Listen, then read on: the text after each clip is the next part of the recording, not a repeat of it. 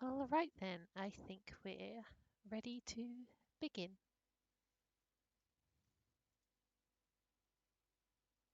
Just get Photoshop open.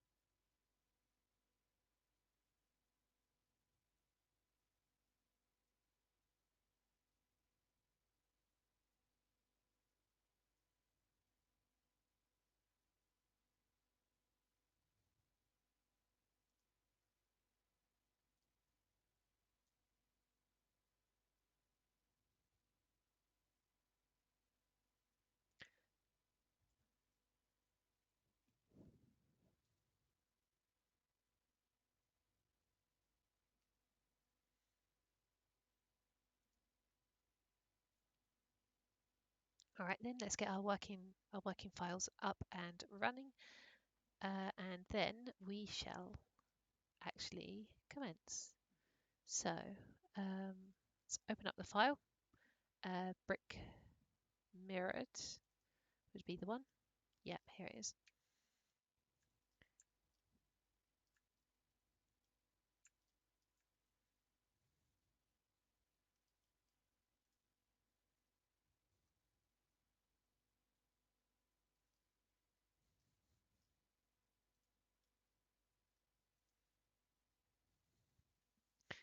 Okay then, so when we left off last time, we had part of the texture work on this spaceship completed.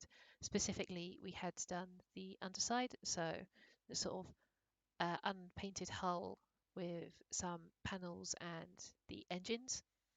And then I did not stream this previous section, uh, but I have uploaded a video to my YouTube channel where I basically just go through the process of painting these top panels with this sort of undecorated metal, sort of.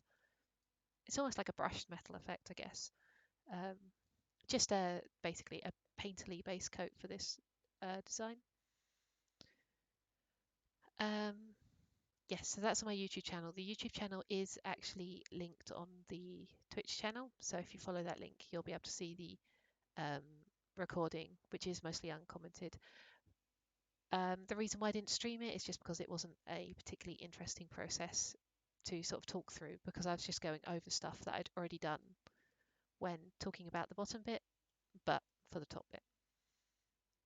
So we are going to be beginning today with this basically like factory fresh model, like it's just come off the production line, and we're going to give it the sort of detailing that would be appropriate for a sort of space fighter jet thing. So we're going to start with looking up some references, because we need to have an idea of what sort of decoration we want to put on this thing, um, and what like the overall feel of this model is going to be. So I'm going to open up PureRef, which is the program I was using last time. It's a really good program for just dragging and dropping images from the internet.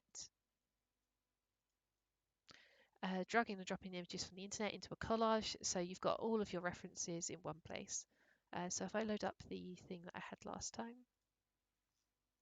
I had looked up fighter jets, and the reason why, well, fighter jets and space shuttle, and I'd looked up these because this is basically our real world closest thing to a starfighter. So it's going to have some interesting, like decals on the various parts of the fighter, um, to indicate, I don't know, like squadron numbers, things. I don't know. Um, yeah. So I'm going to keep this on my. Should I keep it on my second screen? Yeah, I'll keep this on my second screen, and I'll move it back if we want to look at it. So we want to add on some of these. Well, we want to add on some of these like decorations, which are for the most part fairly functional. They're things like warnings. There are arrows for rescue, release levers, I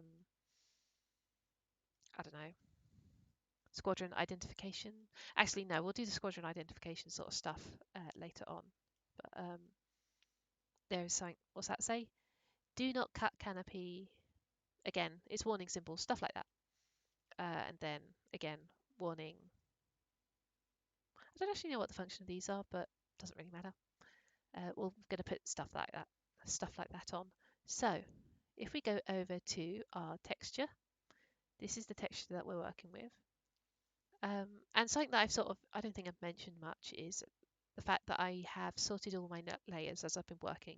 So I have separated out this sort of light grey, um, this light grey bit, which is going to be holding like the main livery of the fighter, from like the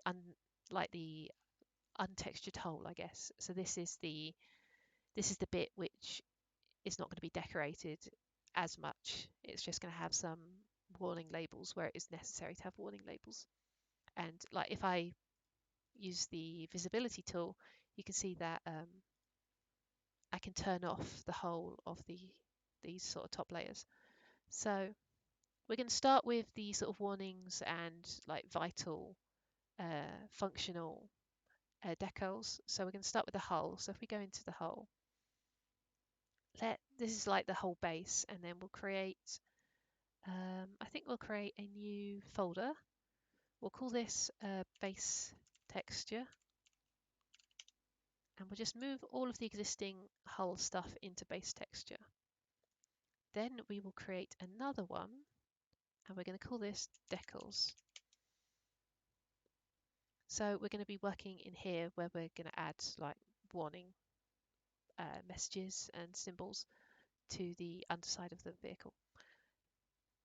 So I think what I want to start off with is I want to have some sort of warning for like the landing gear flaps. So that's what these things are. If you're here for the previous stream, the intention of these things here is that they would open up, and that's where the landing gear is going to come out of. Looking at Blender. So we'd have like forward landing gear here, and then rear landing gear here, which would sort of telescope out this way. It's not necessarily most realistic, but it is, it's a starfighter. Who cares? Because there wasn't really room for landing gear underneath these giant fuck off engines. I suppose I could have put something in the wings or something, but hey, that requires someone with a bit more like planning than I was going for. So let's stick some warning symbols on these things, like mind your head, like warning landing gear, stuff like that. So we're working at a very low resolution here. So these are individual pixels that we're looking at. So if I was to get a text tool out and pick a nice font, what's a nice functional looking font? I've got one called, I think, Instruction, which is quite nice. Yeah, Instructions. That's a quite, like, it's printed on. So let's just go warning, and then landing gear. Actually, let's put that onto one line. Warning, landing gear. And then at the end, we'll pick out a new one. Mind your head. So if I just take this and I try to make this as small as it will go. Oh, hang on. Let's set the line spacing to auto. So this is the line spacing option. There we go. Warning, landing gear, mind your head. So this is barely visible. Let's be real. Well, barely readable. It's so small, and yet it's still, bigger than any of the panels that we're going to be working with. And that's just like, it's an unfortunate inevitability of working at this low resolution. A lot of the text is not going to be actually legible. So you could just go with like, you could try and just pixel art it, manually draw out like, oh, let's pick a nice light color. Like, and I've done stuff like this before where I'm just trying to give the impression of some text using abstract shapes drawn out. But at the same time, you can just take real text and just make it really, really small. Like, no one actually will know what that means, but at least it does look like it could mean something rather than just being um, random pixels. It really depends what the art style you're going for is. So on this one, although it is pixely, it is sort of a painterly pixely effect. It's not hard pixels like you'd see in, I don't know, Mega Man Battle Network. It's closer to Wipeout. That's why I started designing in this style. So, oh, there's still something there apparently. Just delete everything there. So yep, let's just stick this warning text on. I'm going to turn it upside down because if you were looking, well, we can look at the thing. If you were looking at the underside of this, let's say it's parked on a runway, you're going to be walking at it from this direction, and so the way up that the text should be, it should be at the bottom will be on the inside, which is actually the exact opposite of what I've just done. Oh, I'm not very clever. So let's unflip this. And let's just rotate it so it's in line with the hatch edge. It's not going to make it any less readable, so we might as well do it.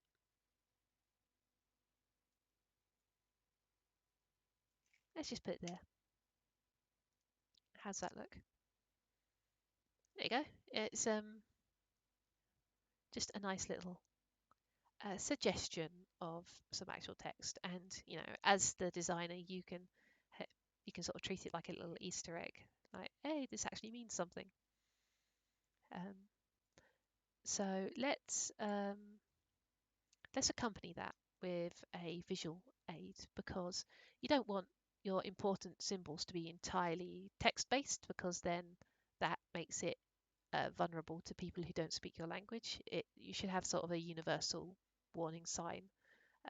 This is less to do with jet fighters specifically, and more just to do with like graphic design in general. You don't want the meaning of an important symbol to be entirely reliant on someone's understanding of a specific language.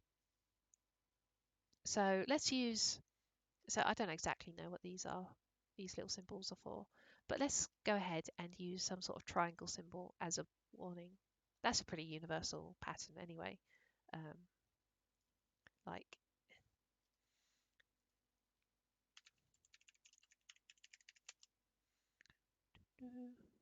oh, I looked up hazard symbols and then it gave me a bunch of square ones. Yeah, why don't we do a diamond? We could do a diamond. Anyway, yeah, this is what I was thinking of.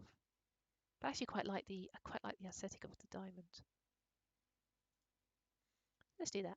So I'm going to get the pen tool out. I'm going to pick a nice bright red. And I'm just going to draw a diamond shape.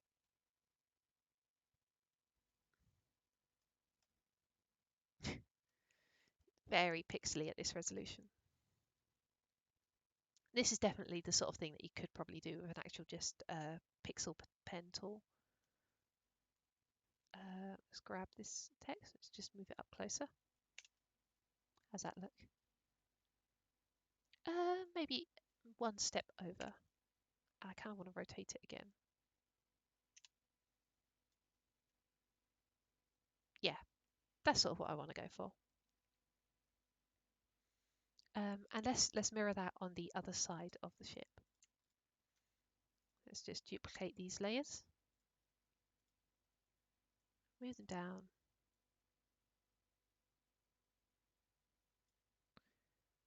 Okay, we'll just rotate it 180 to start with.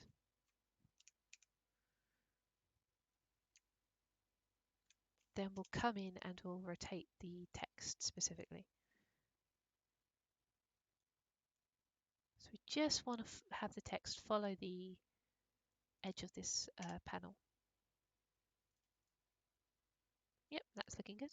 Let's just move the diamond up.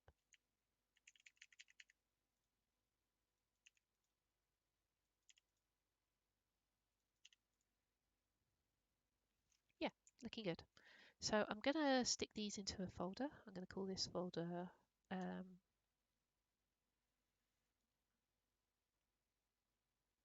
underside, because this is the underside of the ship.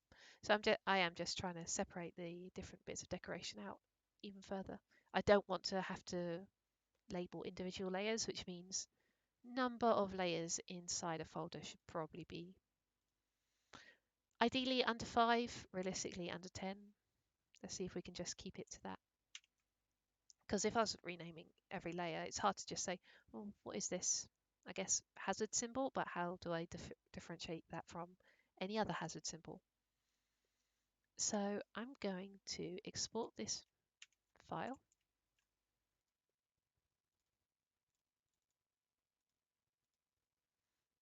and see what it looks like in Blender. So if I just hit this refresh, because I've saved over the file that it's using, it's going to pick up the addition of the decoration. And we just see we've got a bit of some sort of warning. So you're walking up to the ship and it's going to be above you. It's a big thing. And you're going to see, oh, landing gear, mind your head. Cool. I think perhaps we should have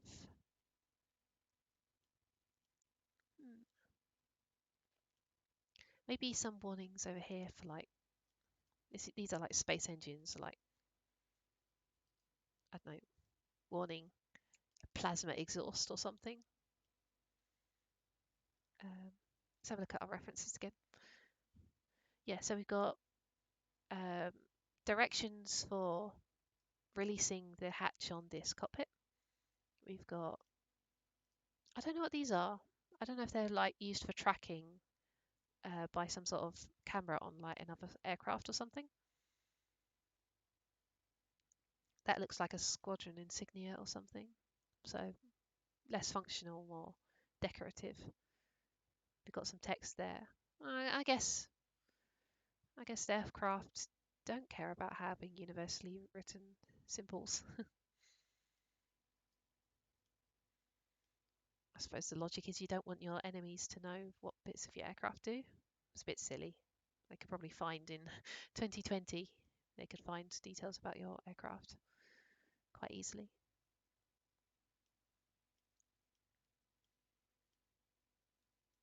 This one, a radiation symbol for some reason. I'd expect that to be on some sort of munition, not on the nose cone, but hey. Again, rescue, nice yellow arrow. I think if I was to do rescue on this one,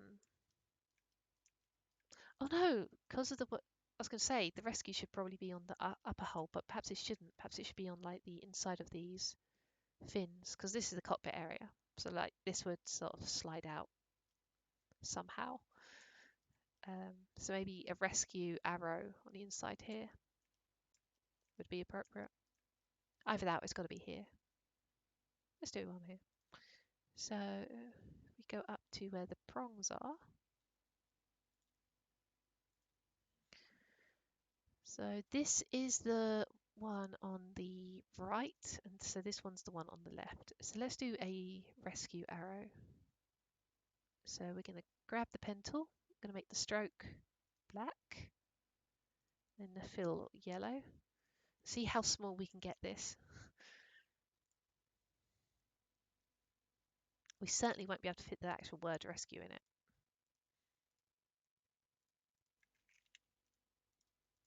Oh, hello. There we go.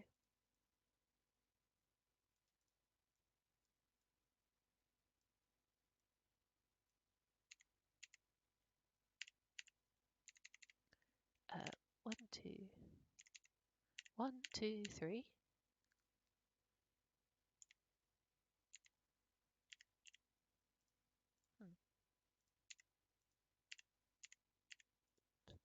It's not centered.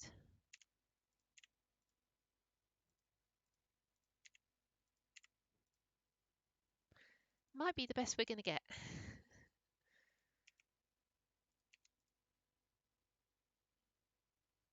I think we're going to have to just go with something like that.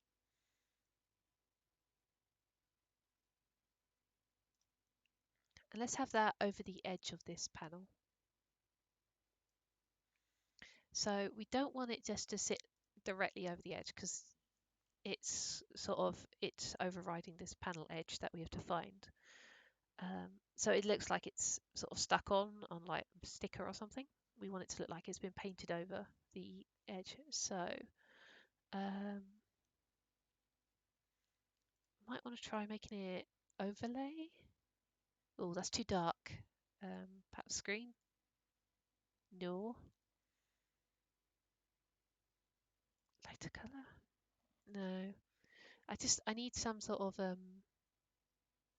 blending mode which preserves the panel edges. What I might have to do is actually move this into base texture, or at least move the panel engines up above the decals layer. So with the panel edges above the decoration, you can see that there is actually a bit of shadowing going on here. So I'll probably just do that, leave the panel edges above where the decals are. Let's make it a bit less vibrant. Make it look a bit worn. So we'll just take the saturation down. Yeah, that's good. Is there anything I can do about this arrow to make it look more arrowy? Ah, that's pretty perfect, honestly. And rather than trying to fit any like writing inside this arrow, what we're going to do is we're going to grab the text tool and we're going to write next to it. So shape 50 doesn't seem to exist, so I'm just going to delete it. It's going for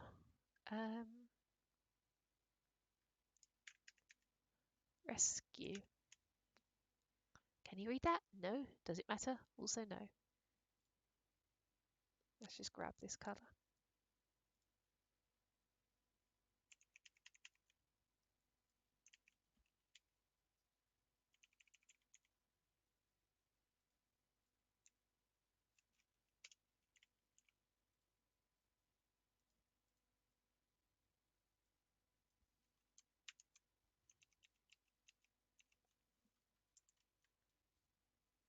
Neat. And once again, let's just see what this looks like.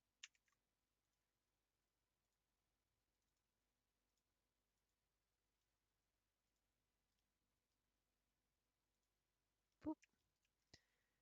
A rescue arrow. Again, it's quite subtle, but that's what we're going for in this mostly. We want fairly subtle like decorations.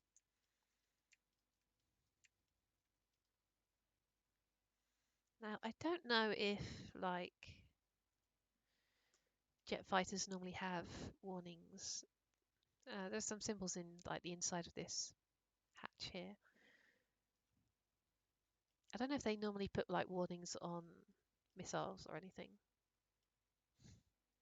I'm not going to see them because these are stealth fighters, which means they carry their payload internally. Oh, darn it. Oh well. Well, let's consult the Googles.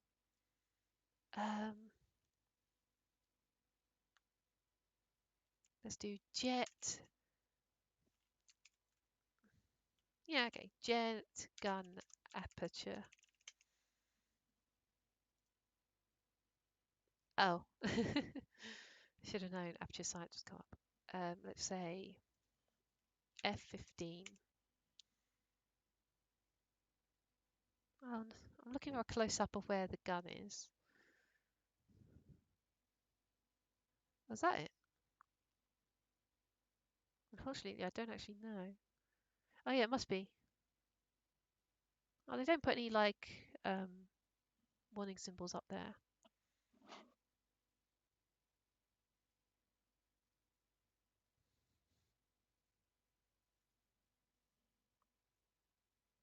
No, they're very looks like real jet fighters are very boring. They want to have as little decoration as possible. Oh, sod that. I'm putting decoration on. So these are the two cannons which stick out the front of the two prongs. I'm gonna put a like plasma warning symbol in one of them. So let's use this yellow and black colour again, and see how much space we actually have.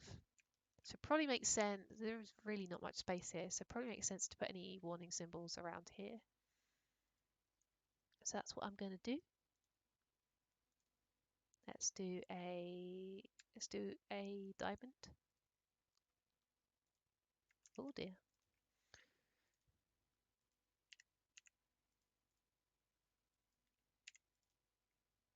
Yep, that looks good. And I'm going to type here, not that you can see it, plasma aperture.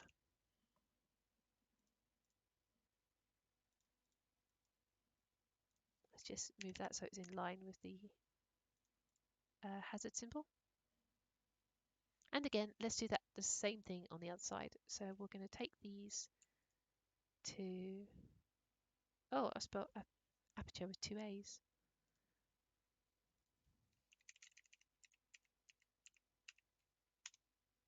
There we go.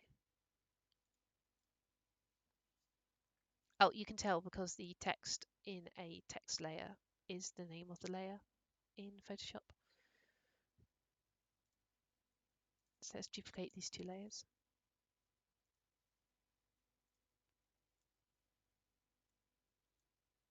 Rotate 180.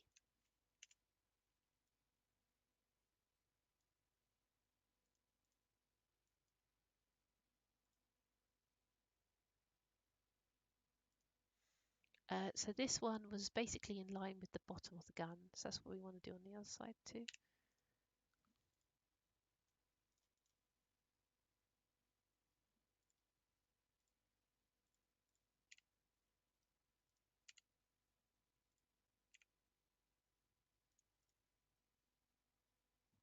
There we go.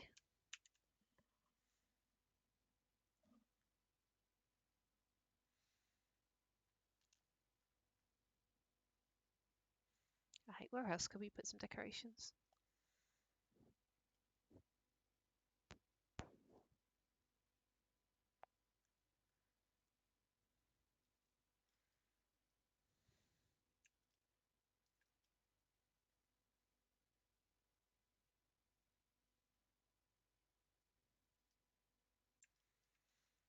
I'm thinking maybe some sort of pattern around the air intakes. That'd be quite cool.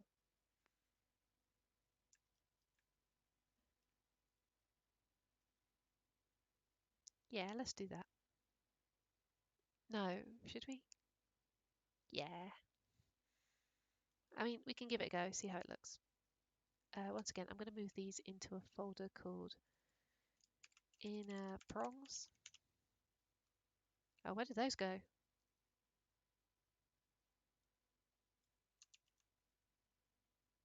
Oh, I think I hit delete by accident. That's where they went. Cool. So let's create some sort of, I guess, I don't know, whatever you call this pattern.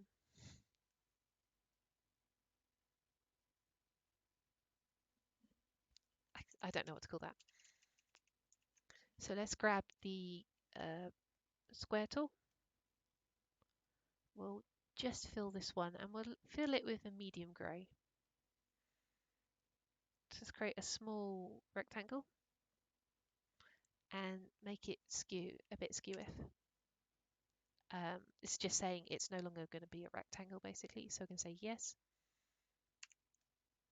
So I've moved the top pixels over a couple. I'm going to just take what is there and I'm going to duplicate it. I'm going to move the duplicate along so they have roughly the same gap between them. I'm going to take both of these layers, I'm going to duplicate them again, and I'm going to move them along with the arrow keys. And one more time, let's duplicate all 4 of these layers. And we'll use the arrow keys to move them along.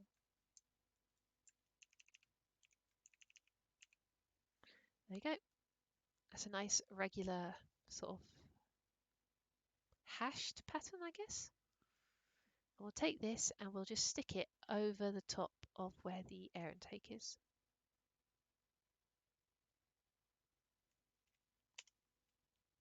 Oh, that does not look good when you angle it. Might have to do some manual adjustments here.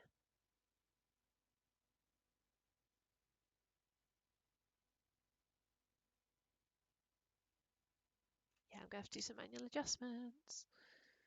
Right. Let's take this one, put it there. I want to get a fairly similar looking gap between each one.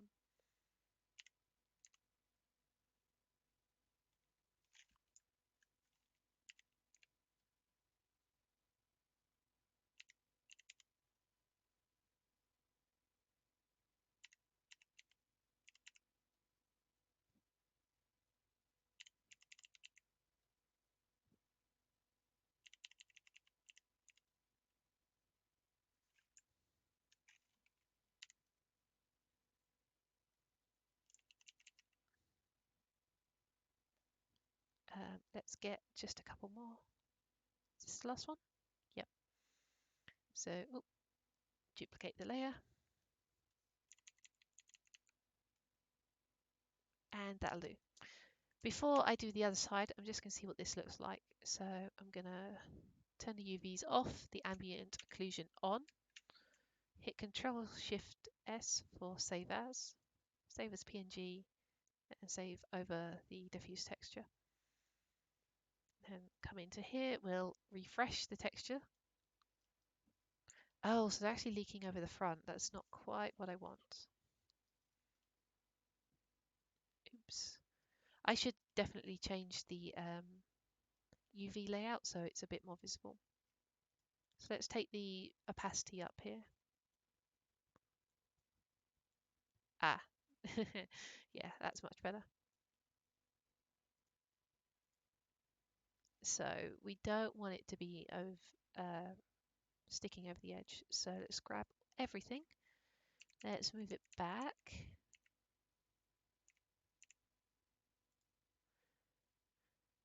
And actually, this is at an angle. So I want to do something where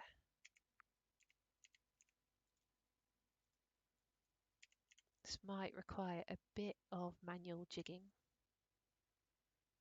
just so that they are a similar length, a similar distance from this line at all times. Move that over. Maybe not, but we'll move the next one over. So if we take this down,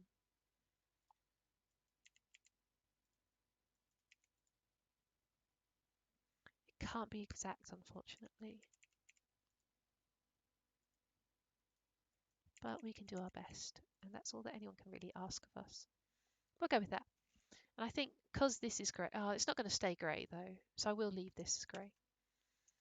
So turn the UVs off, AO on,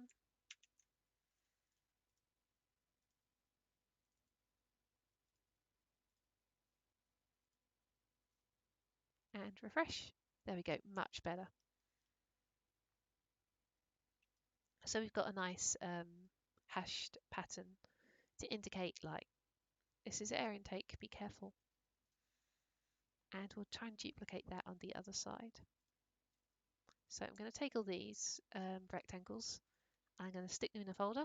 I'm going to call this hash pattern, and I'm going to duplicate the entire folder. I'm going to do edit, not free transform, edit, transform, flip horizontal, and we're just going to bring this folder over and sit it on the other side. Looks like I am going to have to do some manual cleanup again, but that's fine. So this one I want further over. Same with this. This one's in a pretty good space. We'll leave that one where it is, but this one needs to come over. Oh, no, it doesn't actually. This one should come back though.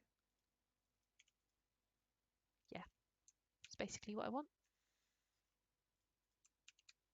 Again, let's see what it looks like.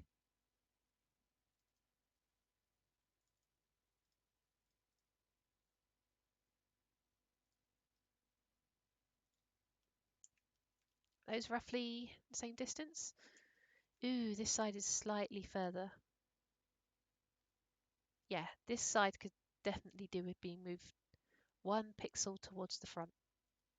So I'm going to take this layer and I'm just going to move it 1 pixel towards the front, which is this side here.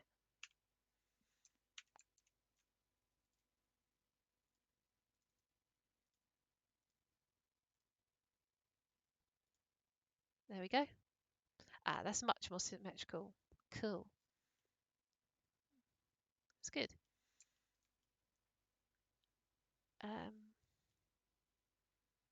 So we've got some warnings on the bottom.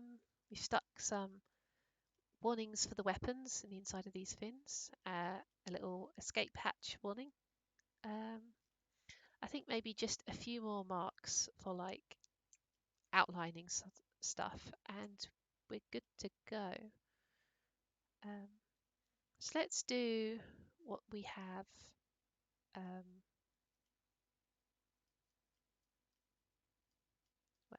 Let's do what we have on this SU something or other.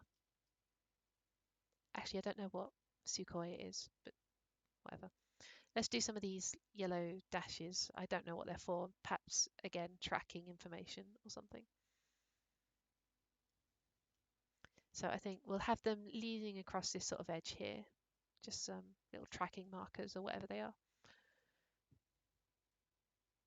So where would that be? That is on the underside texture. So let's go down to where the underside is. Again, we're going to turn that UV layout back on. And let's just put these hash patterns into like a top layer. So a top folder. We'll call this we'll call this air intakes because that's more specific.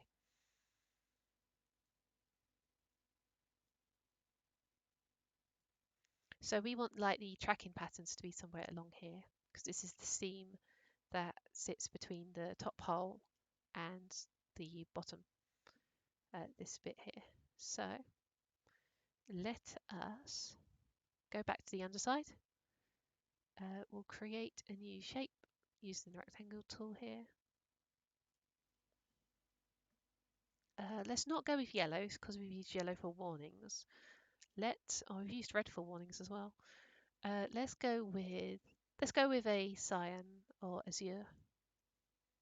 So we'll fill it with azure and then we'll make the outline dark color. So let's draw our first tracking symbol. Yep, just like that. And we're going to want to rotate this slightly. Just slightly. That has had no effect.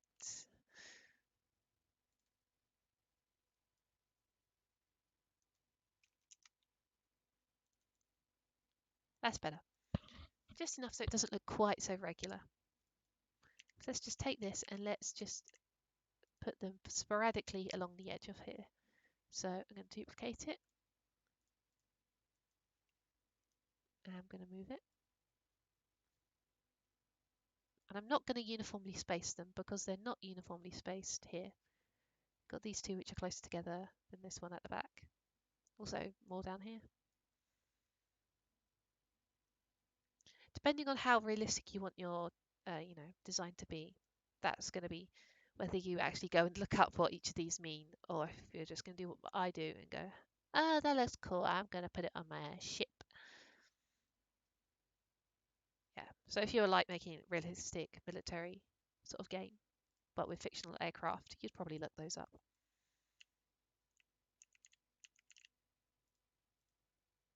Though it could be difficult just to work out what like search terms you need for your computer.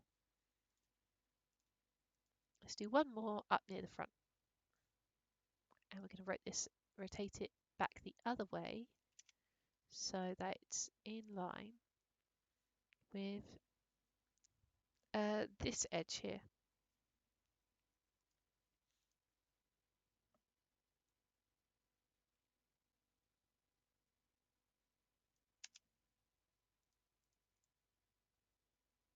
Cool. Let's do this on the other side. So I'm going to grab these three. I'm going to duplicate them and do edit, transform, and flip it vertically this time. Oh no. We'll select it with this move tool so that they're all together, and then we'll do the transform. There we go.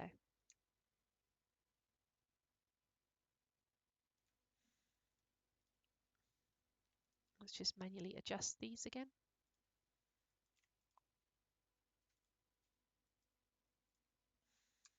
And let's see exactly where they are and if we need to adjust their position in any way.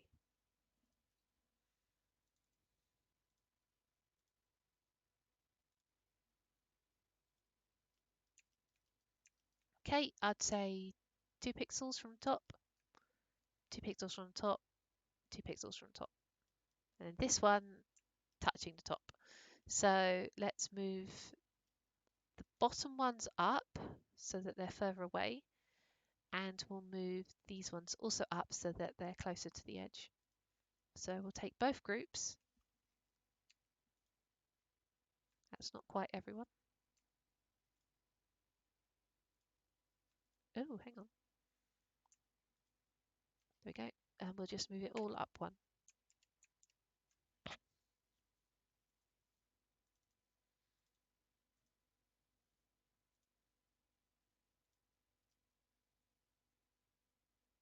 There we go. That's a bit more equal this time.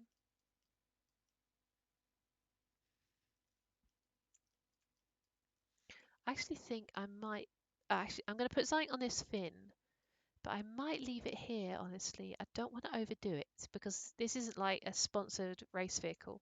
It's not going to have a bunch of things on saying, our company made this or whatever. This is like an actual fighter of some kind. So it's not really appropriate to have sponsors on it because it's probably made by well, I guess it really depends on your universe, but you could argue that this is made by the state, or um, at the very least, it is made by a company for the state, or it's artisan built in like a some sort of defense force bunker. So if I'm going to put in a, what did I say I was going to do?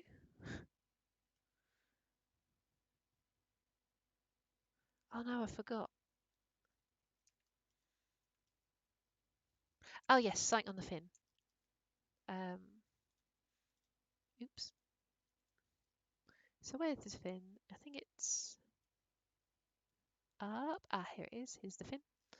Let's just put, tell you what, let's put a squadron number on it. So let's pick a number for our squadron.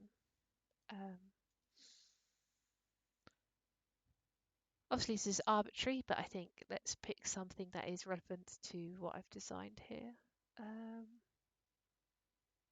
Let's pick the date. So we'll do 0609. So let's use the instruction font. Let's make it white, or at least light grey. And we're going to type it slightly bigger this time, so let's have these numbers actually be visible. 0609. So we'll take the size up from 2, 6. Oh, still not readable. What, 8? Oh, almost readable. Might try different fonts in that case. See if I can get a font that is readable at low resolution. I mean, I got some pixel fonts, but they would be hard edges and maybe not necessarily appropriate.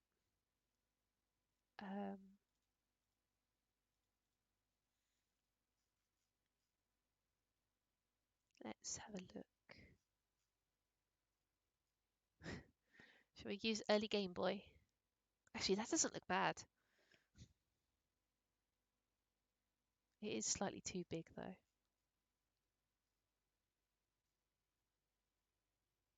Unreadable.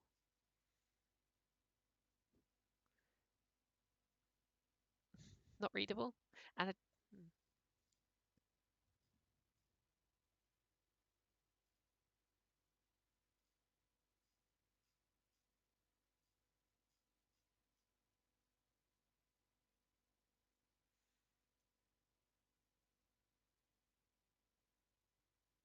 That's not a bad one.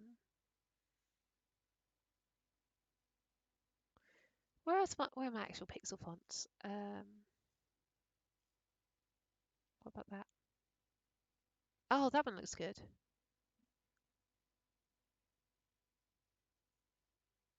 Even at the low resolution.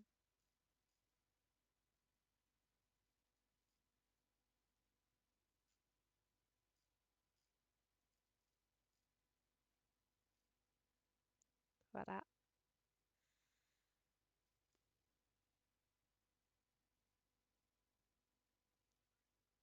Here we go. From a certain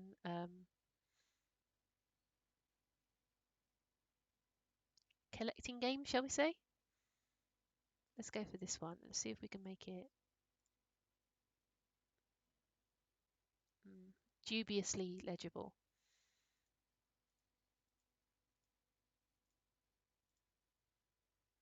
Ah, that's good though. I mean, it's gonna be ruined when I rotate it. Look. Oh no. Darn it. Yeah, I guess if you're going for like a really crisp pixely art style, you would have better luck because you wouldn't be relying on any anti-aliasing going on. But let's just get this lined up as best as we can and just see how it looks like in practice.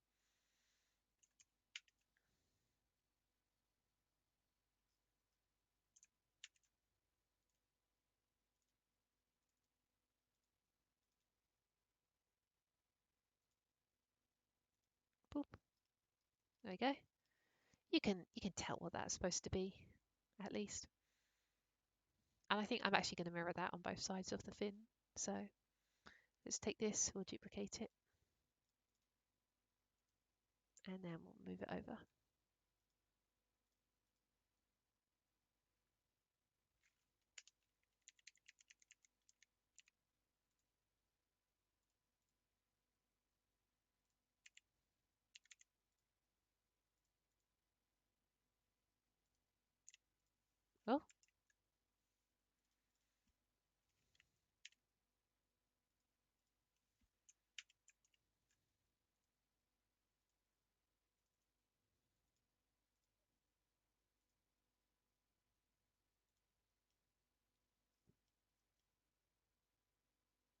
Oh, roughly equivalent, I think.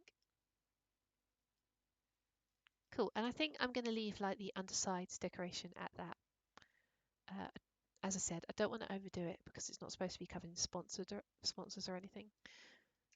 So with that in mind,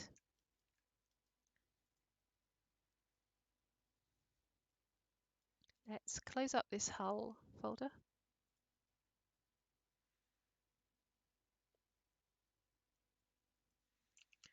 And give this a save. So this is going to be basically a sort of base to work from.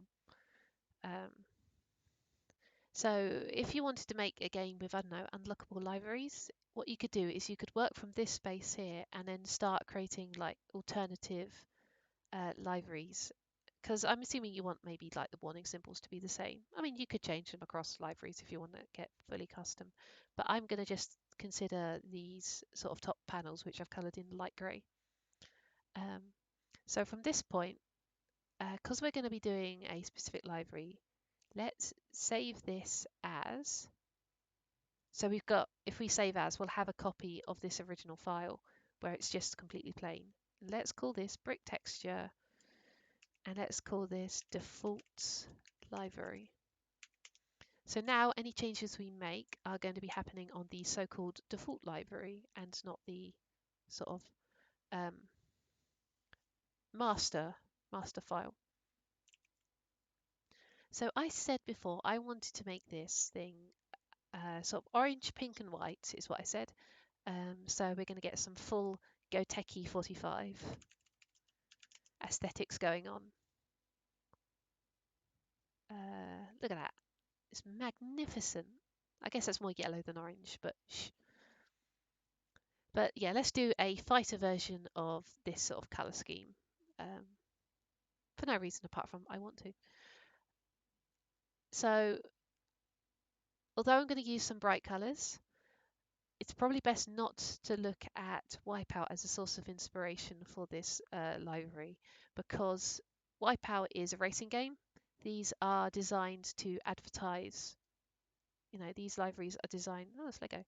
Are designed to advertise both the team and all of their various sponsors who have made a contribution towards getting this ship out on the field. So if we look at a real world example, let's do Formula E. Nope, not news, images. You see what we've got on here is we have got some decoration with the, teal accents, but we've also got a bunch of logos from various sponsors for the team. That's not going to really be a thing on a fighter jet. The sort of things that you can see, well, I mean, in reality, you don't see much in a way of decoration in fighter jets. You might have a like Squadron insignia, but that's going to be it, apart from like display teams like the Red Arrows, obviously.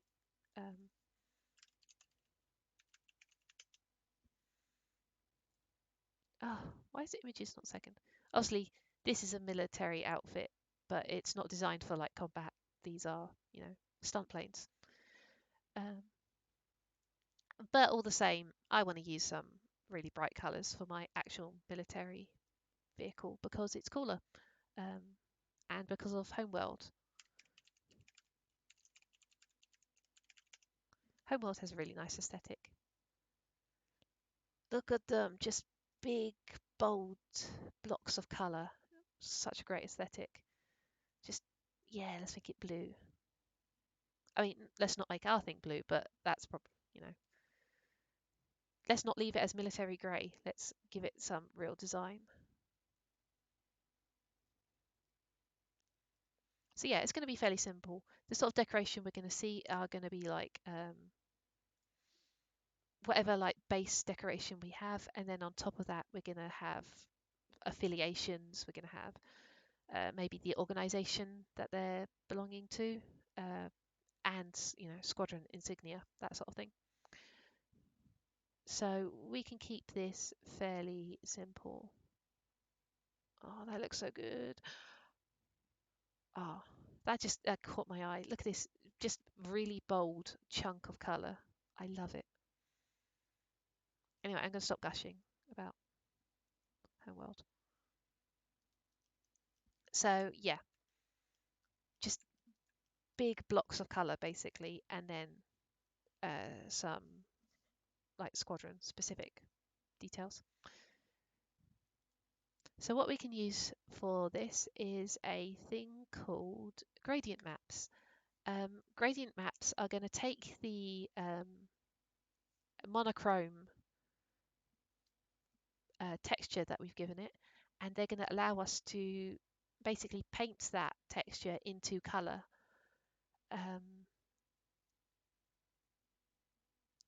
Yeah, and it's going to work better than say using an overlay layer, because it's a more powerful tool that we're going to be working with, because it's going to be able to you're going to be able to specify specifically what color the dark areas are and what color the light areas are, whereas overlay you're just saying, just can you give me like the equivalent color at this hue or whatever, however overlay works. So if we take the panels, actually we're going to be painting directly onto this, so let's create a new folder inside of panels for panels base texture, and we'll move the entire contents into there.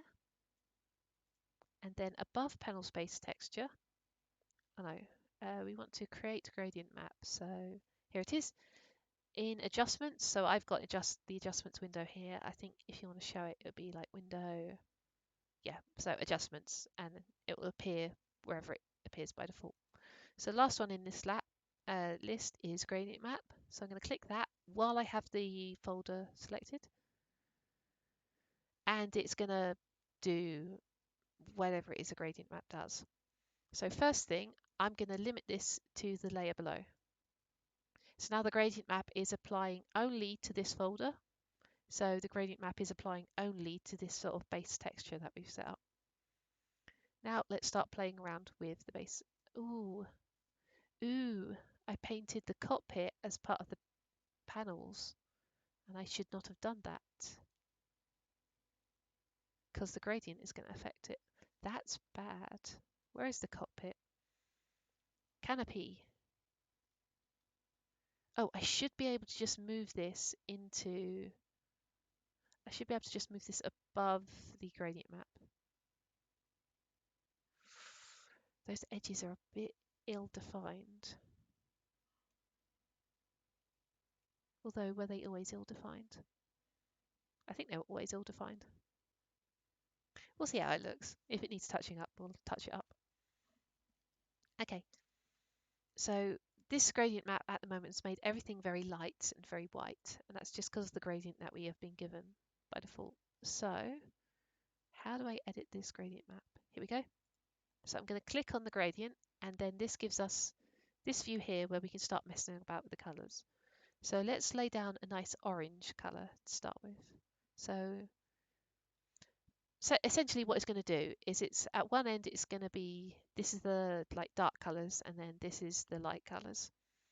And what it's going to do is it's going to grab the dark colours, which have like a grayscale scale value at like 0%, and it's going to colour those whatever you have set down as your colour here. So let's say we pick red. What it's doing is it's taking wherever there is a dark colour at like 0% lightness, it's going to be colouring it this colour exactly. And then any area that is at like say 50% lightness, it's going to be colouring at this colour here. So sort of pinky colour. And then any area that's at like 100% brightness, which is just white, is going to be colouring as whatever you've got here, which is white. So if I was to pick a dark colour here, it's essentially going to like invert it. So the bit that was previously a light colour or straight up white is now being replaced by a dark colour or black. But obviously we don't want to do that. We did make those areas light for a reason. So let's just pick a nice light orangey colour. And we're basically going to just play around with these values until we've got the sort of colour that we want. So this is the dark end, so let's pick an actually dark orange.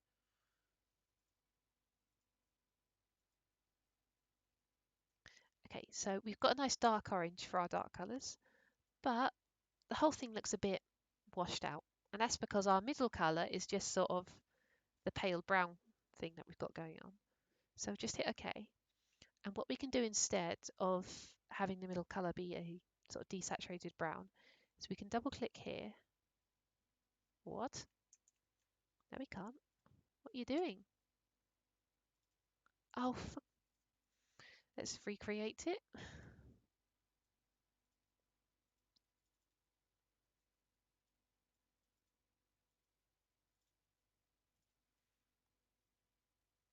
How do I add? Ah, here we go. We click underneath. We click underneath the thing. And let's make this colour a nice sort of rich orange. So our mid-tone oranges are going to be a nice rich colour. There we go. So that's the sort of colour I want. But we still want to do some adjustments because now the dark areas I think are not quite dark enough. So I'm going to take this colour, bring it down a bit. I'm going to move it over so that more of the areas which are sort of medium dark become this very dark colour. If I move it too far, you can see it sort of becomes all washed out because all of the tones in here are being forced into this tiny sort of gradient, whereas we don't actually want it to be that harsh. But I do want to see these dark areas ultimately. Same with the light. If we move the light over, again, we're trying to fit a range of values into a very small gradient here. Whereas if we move it out, that gradient gets spread out over a greater range of values. So this is looking okay for us right now. Just have a look and see what it looks like on the actual spaceship. Oh, so let's export it.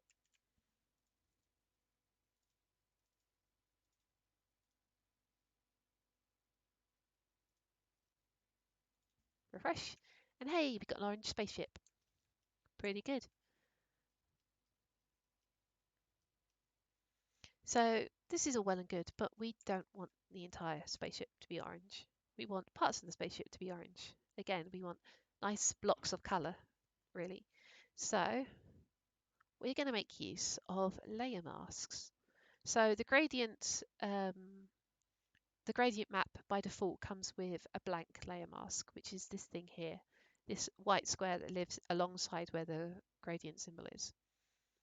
And if you don't know what a gradient mask is, basically you're telling, so if it's got a mask here, you're saying this layer here is only going to be visible where this mask here is white. So if I were to take a brush and start painting black bits on this gradient map, anywhere where I paint black, this bit here, which is linked to the mask, it's not going to show up. And to sort of demonstrate, let's pick up a brush tool. We use the chalk brush at 100% opacity, black colour, and I'm going to paint onto this gradient map. I'm just going to paint a smiley face.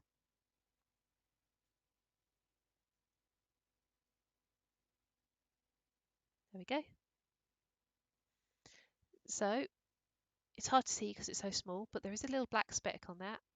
I suppose I could just draw a bigger thing. Let's just draw a big circle. So we can see a black circle on our gradient map now, and the corresponding part in the actual drawing has now been erased. So the gradient map bit has been erased, and we're back down to this original texture that we had set up before. So if I turn the gradient map off entirely, you can see that the bit in here is just what it looks like before we applied the gradient map. And the same goes in reverse. If I take a white colour and I paint back over this black bit, it's going to show up the gradient map again. So this is useful because we can now block out areas which are going to be a certain colour. So my initial thought is, let's have like the central, let's have this panel sort of section here, which comes at an angle, and the corresponding panel back here, and then the center panel will have those bits as orange, and then everything else will be not orange. So I'm going to come into Photoshop. I'm going to take a black paintbrush, and I'm going to paint over all of the bits I do not want to be orange. So that's this section here. It's going to be this section here, and it's going to be the majority of the wings. Let's see how we get on with that. So first of all, let's do this section.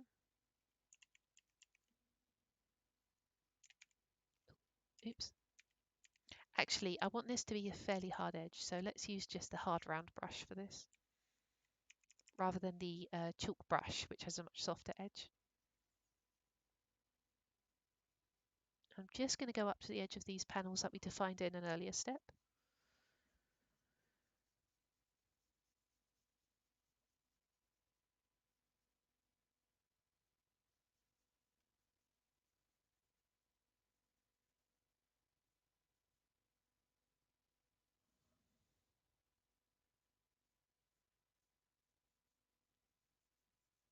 And don't worry, we will replace this default grey with another colour, because you can do multiple gradient maps. It's just for now we're trying to get rid of the orange.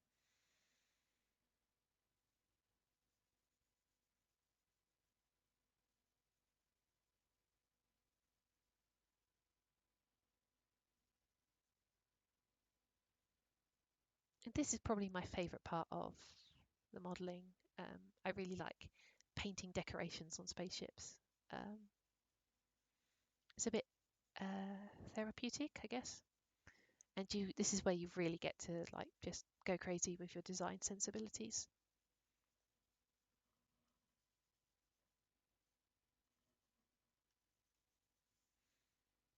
Okay, we want to also do the underside of these wings. In fact, let's make the brush bigger, since we know the entirety of this underside is going to be a different colour.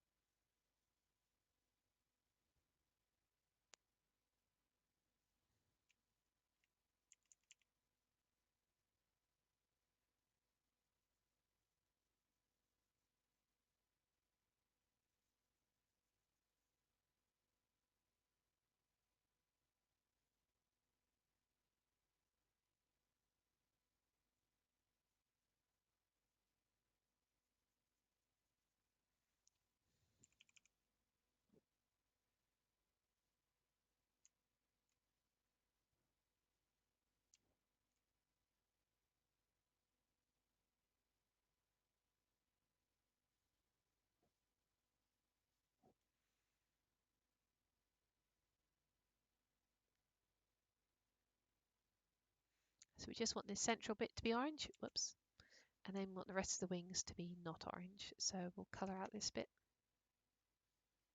Again, just using the gradient, no, not the gradient, just using the layer mask.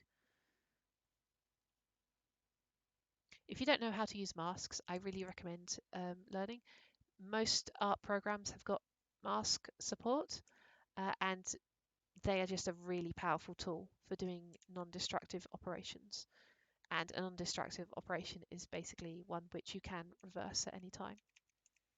And the undo key doesn't count because you can't do reverse that at any time. You can only reverse that immediately afterwards. So like if I ever decide I want to bring some of this orange back, because I haven't actually erased the colour, it's just a case of painting the white back onto the gradient map.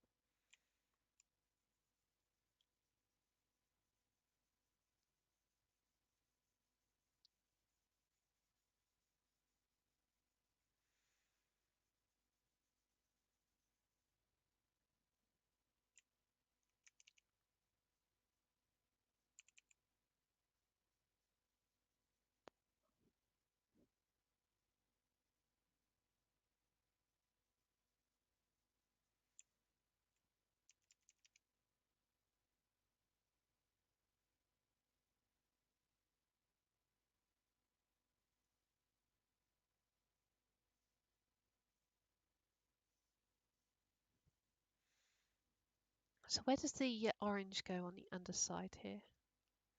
Oh, it doesn't. It just goes straight into the um, sort of hull area. So this entire underside of the wing can be grey. So we don't have to be very discerning here.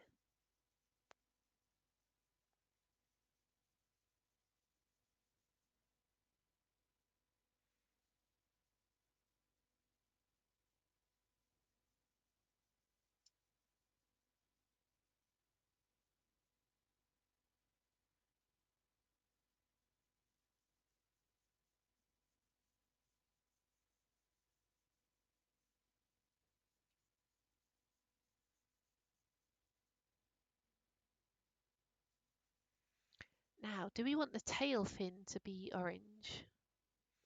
I'm thinking not entirely at the very least.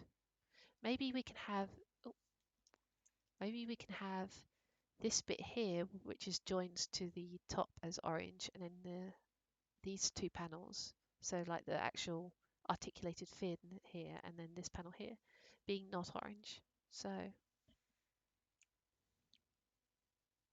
let's give that a go.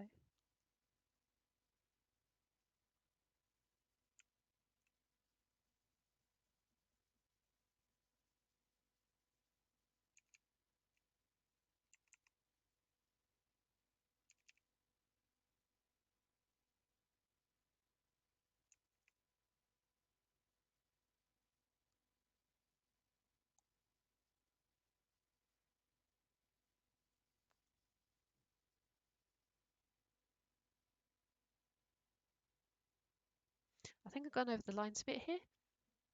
So I want to go back a bit and paint back so that the line is a bit neater. I could manually select white. Oh, I have to. So I had to manually select white that time because both my foreground and my background colour were black. Probably when you're working with masks, good idea to have one of your colours be white and the other one be black. And then you can swap between them just by hitting the X key. So you can see it swapped over the colours. This is pretty consistent across most art programs. This is not just a Photoshop thing. So it's worth having white and black up here. So now my foreground is white. If I paint back over, we're making it orange again. But specifically, I just want to neaten up this edge here. I've gone over the line slightly. There we go. I hit X again, back to black, and therefore we're back to painting grey. Or rather, erasing the orange is probably more accurate, or at least hiding the orange.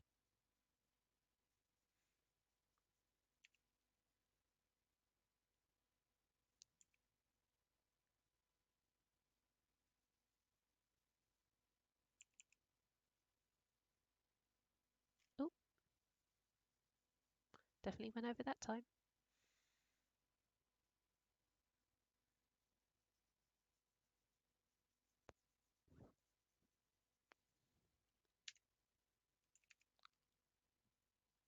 There we go. Have we missed anything? I don't think so.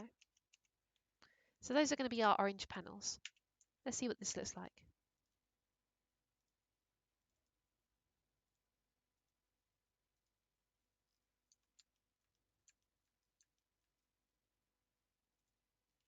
Hey, that's a nice pattern.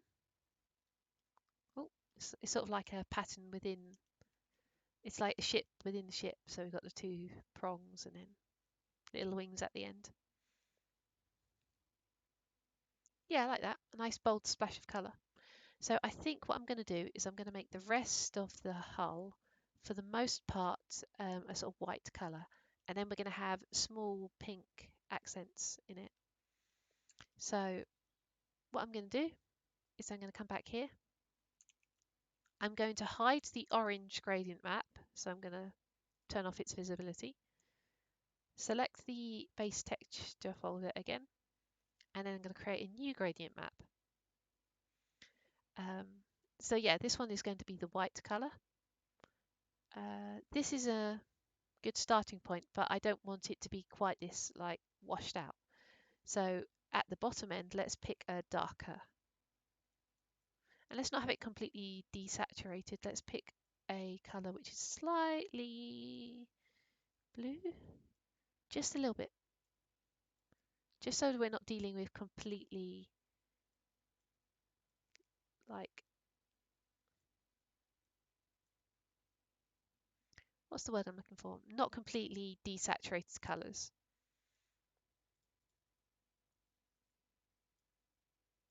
So that's a bit boring.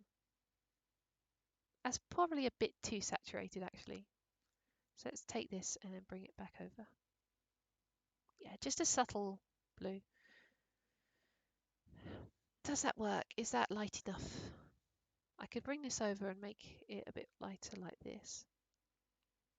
I think that's what I want to go for. It's the dark bits are not so light that the pattern is lost, but it still looks like it is supposed to be white. So again, the gradient maps are a bit of a fiddle around until you get something that you like. So I'm going to click OK. Now if I just have the orange over this, what's going to happen is the orange is going to try and operate on the modified colour from this gradient map that we've just added. So this is what the orange normally looks like, whereas if I add the backing, the orange is going to become washed out because the orange is going to start working on this very light colour, whereas we set the orange up to be working with the medium colour. So it's important that the areas that are orange are also going to be hidden on the sort of white color, I guess, on the white gradient map, or any other color gradient map that you're doing. So Okay, brush mode. Let's take this gradient map for the white and let's erase the areas which are orange. So the erasing is going to be happening with black. So let's just swap over our colors with X. And you can see I'm wiping out this white. I'm bringing the original orange back underneath. Sort of like I'm scraping away at a light layer.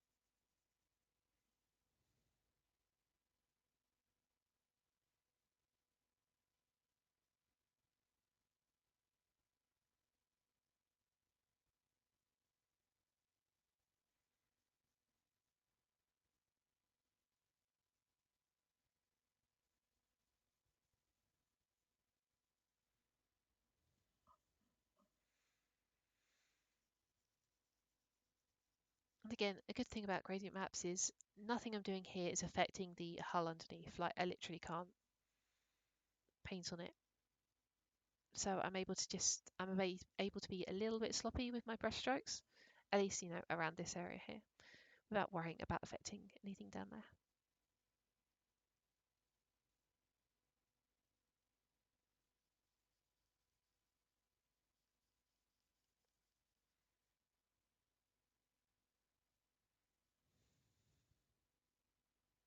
So this whole cockpit area is orange, so I can just take a really big brush. I can just sweep over it and make sure that all of the white is missing.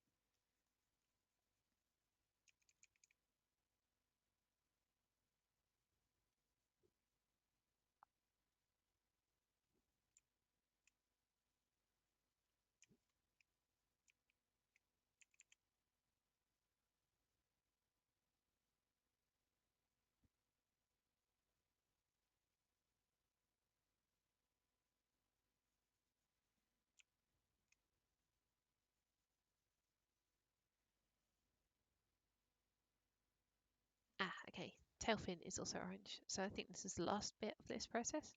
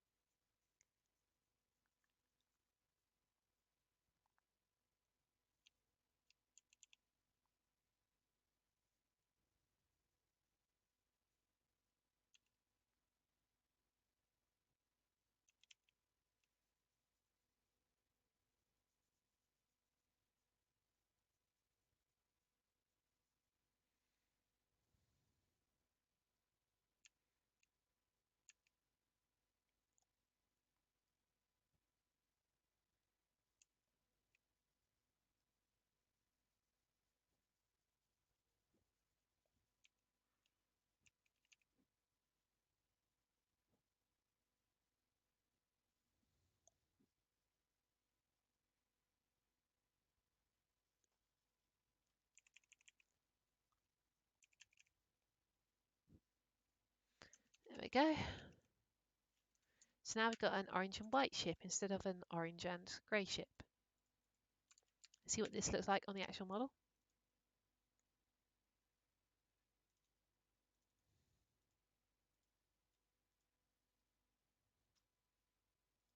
Bam. Oh yeah, I like that. I'm liking this. So last thing we want to do, well, I say last thing. The last thing for like the base texture is I think just picking out some areas which can be a nice pink to get this whole Go Techie 45 thing going. So I'm thinking maybe the control surfaces and the end of the wingtips here, these could be the pink color.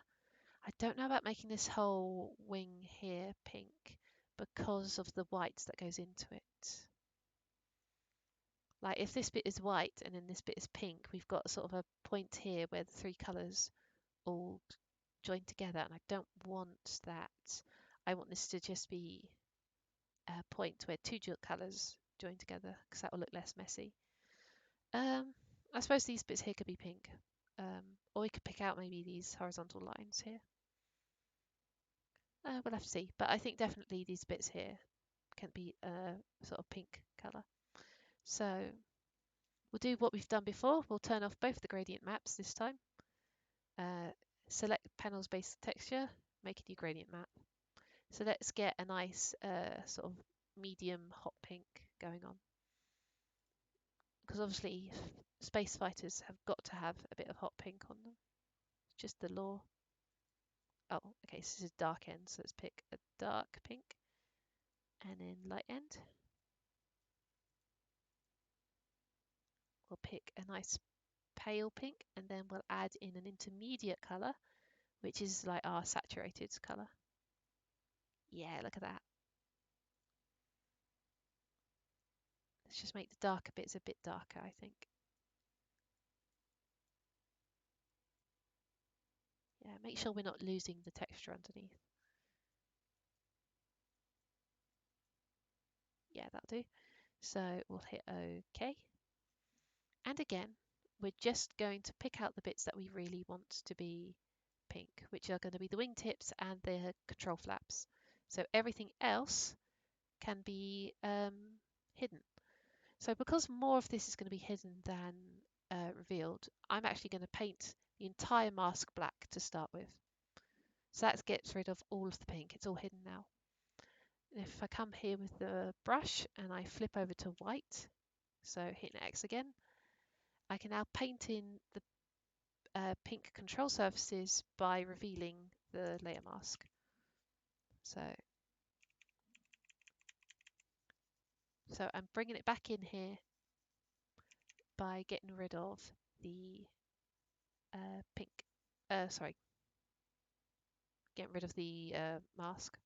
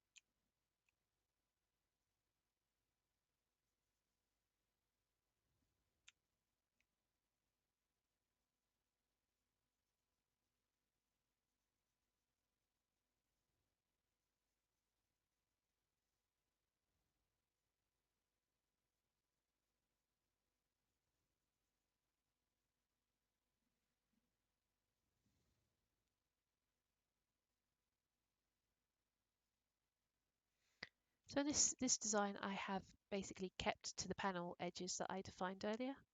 I'm not painting over them in any way, or I'm not painting patterns outside of them.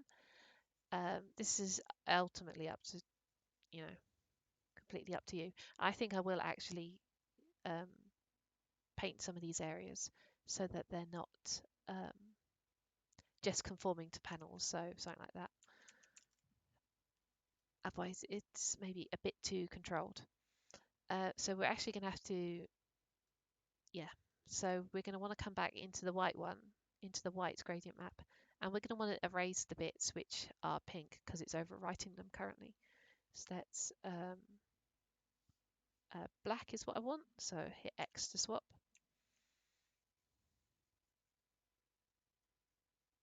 Just get rid of the whites, which is overriding the pink.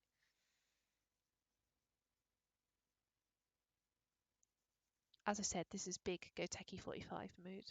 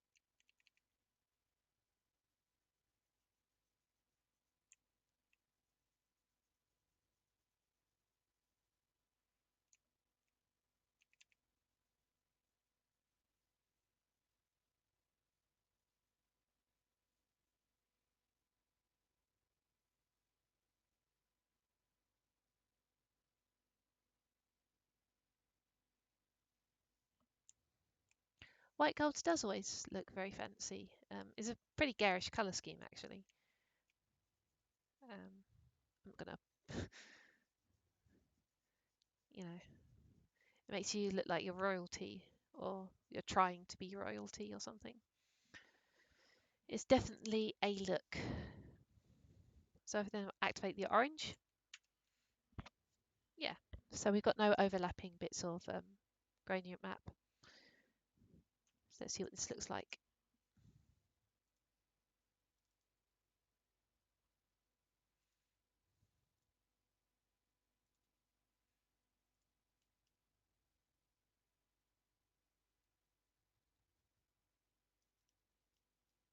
Ah, yeah, world's fanciest space fighter.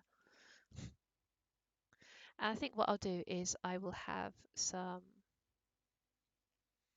maybe a line here or something, just with the pink. I don't want to go all the way up to this, the edge of the canard, because I don't want the three colours joining together. So maybe just a pattern with the pink at the edge here. So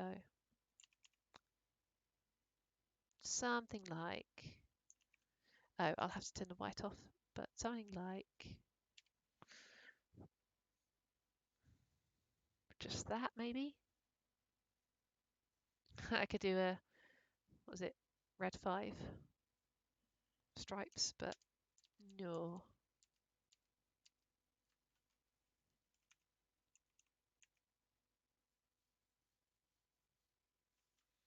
Well, I've done the diagonal warning symbols before. Why not? Why not bring out that particular design aesthetic and do diagonal shapes? Although I think I have literally just stolen that from the Go Techie, haven't I? yeah, they've got diagonal text on their ship. Oh, but it's so pretty though. Do I want to be... Do I want to just steal everything from them? I don't want to steal everything from them.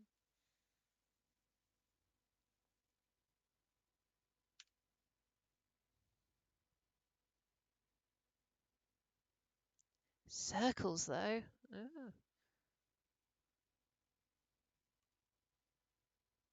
I mean, again, you just wouldn't see this on a military ship. It's too decorative. But hey, I think I'm just going to go with the strip near the wingtip. So just go with this.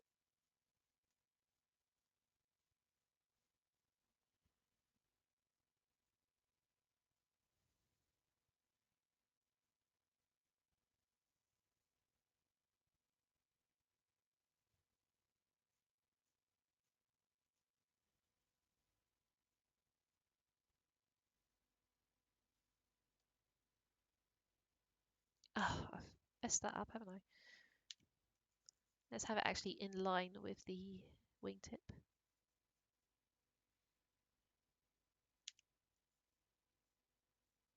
There we go. So we're going, what, 3 pixels from the bottom. So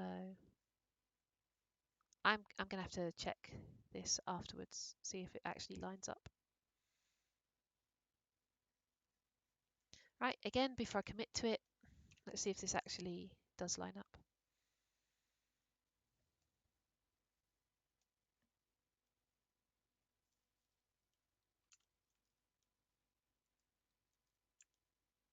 I should be so lucky. Okay, bring the underside. That doesn't look right at all. On the front, bring the underside over by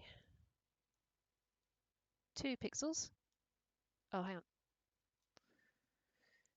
Bit near the tip goes 2 pixels. The bit near the base goes, oh, that's closer to like 4 pixels.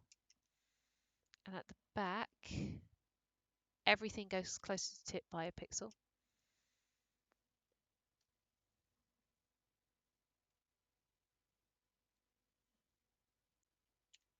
Oh,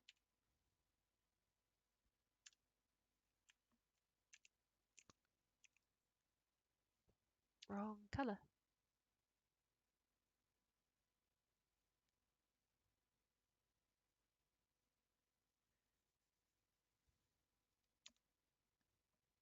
Not eraser. Again, because I'm using the gradient map, I don't have to use the eraser, I just have to use the colour brush. Right, let's go with that. See if that lines up. Let's turn the UVs off though.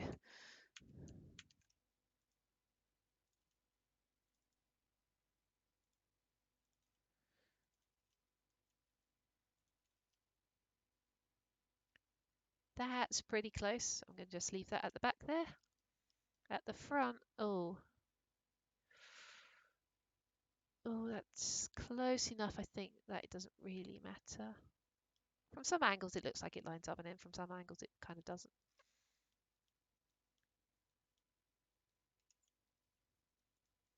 So let's do something similar on the other side.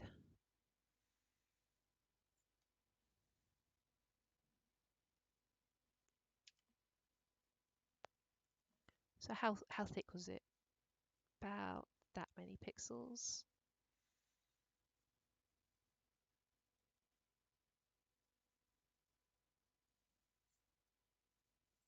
I think it's actually 1 pixel thicker. And then on the top side,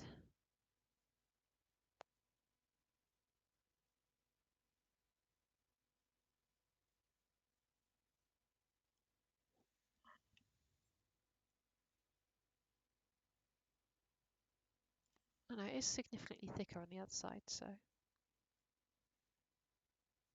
right, let's see if that one lines up. I think I used up all my luck when I was doing the panel edges on the wings, since those lined up first time.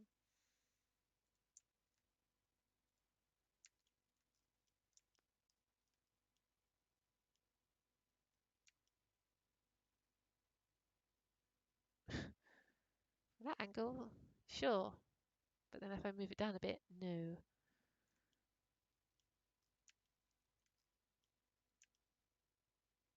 Okay, at the back, everything moves towards the base by 1 pixel. On the bottom, so that's this one.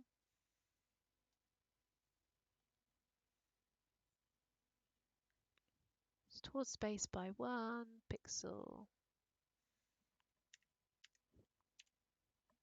Habit of just hitting E to undo something is bad. And then at the front, it was... Let's just focus on this wing. So I'm going to hit number pad point. Then that recenters Blender around this wing.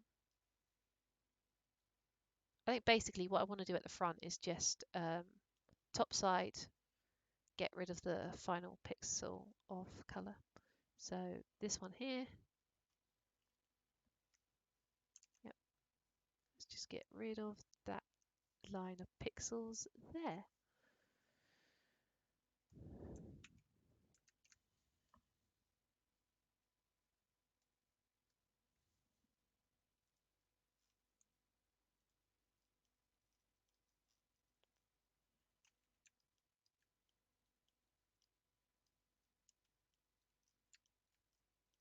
Definitely does not look nearly as sharp if you don't have the actual panel edges there.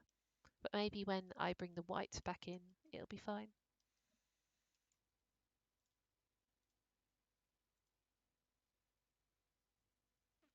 Right, so the white is just going to overwrite the pink, but we can just about see it. So we'll just erase the white and reveal the pink here. I want to be careful since I did line it up by pixels, but now I've got to line it up again. So I don't want to see any of that grey coming through. There's probably a more efficient way of doing this, but hey, I don't know what it is. Yeah, so the pink is slightly more visible there.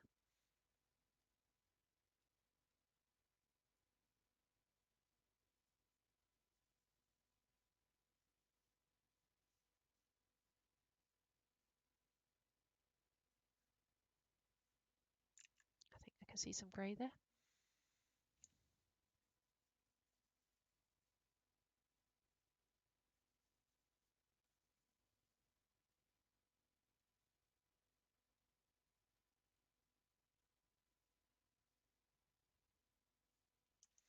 Right, let's see how that looks.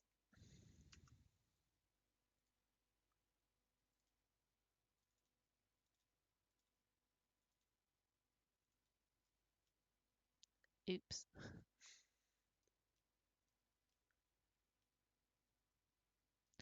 Good enough. Ah, good enough. I can't spend all day trying to get this perfect. I could actually, but I don't want to. Oh, that is actually significantly thinner there.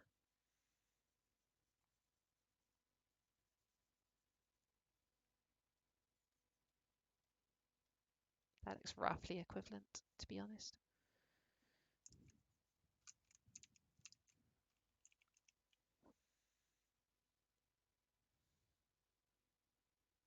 I feel like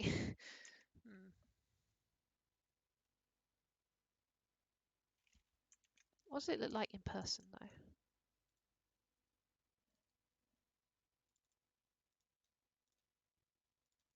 Do they look equal width?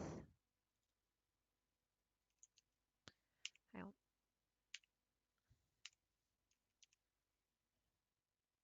No, not really. This one's definitely thinner.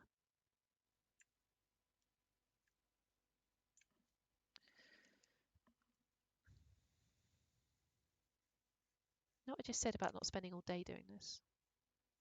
I lied. So if that one's going up by 2 pixels, this one needs to go up by 2 pixels. That bit is sort of a pixel higher.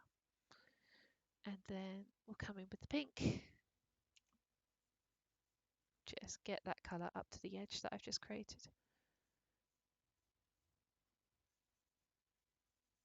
Right.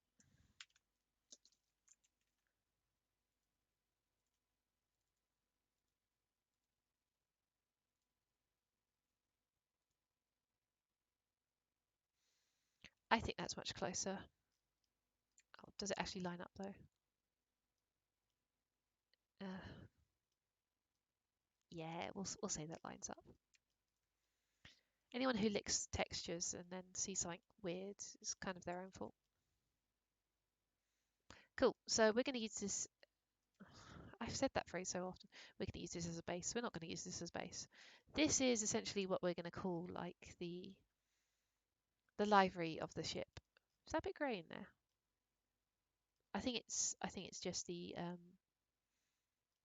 ambient occlusion map doing its thing. Oh, should I recolor the viewing cameras since there isn't any green in the rest of the ship? It might make sense to make those, say, yellow. You like it green? Okay, I could leave it as green. Yeah, I mean, it's not something you would paint, really. It's more of a technological thing. So with this sort of base livery here, in terms of what we're going to add to this, it's not going to be as much as, say, a wipeout or a ballistic NG. See, I made it pink before, but it was a long pink slit, and then I raised my eyebrow at that and changed it. So unlike a ballistic NG or a wipeout ship, this isn't going to have a ton of decoration on it. As I said, your typical military plane is just going to be grey, and I've taken the liberty of making it really brightly coloured, like Homeworld. Homeworld, oh, bold colours and stripes and stuff. But I don't want to like stick a bunch of like sponsors on it because you wouldn't have sponsors in the military unless I suppose it's corporate military like Ace Combat 3 or something.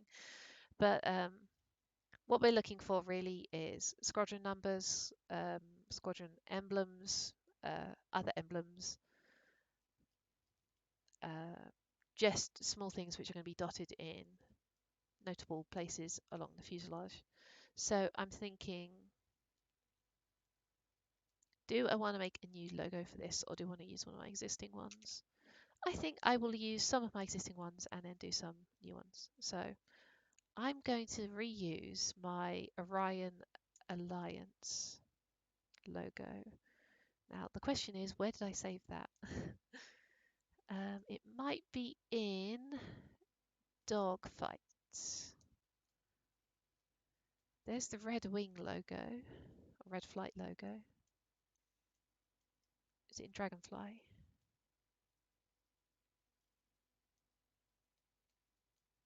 Well, it's used in Hull. There it is. Oh, is that what it looks like? Why has it got 2 stars? Well, that's not right. That should be 3 stars. Because Orion's belt. Oh, perhaps I didn't make it.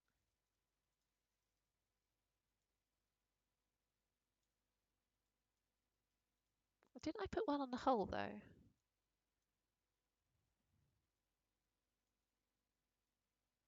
No. Okay.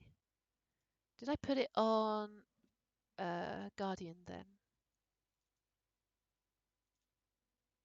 Which would be okay. Called it Pixie. Yeah. Okay. There it is. So I could reuse this design on the new one. So let's grab wherever it lives. So it'll be under livery.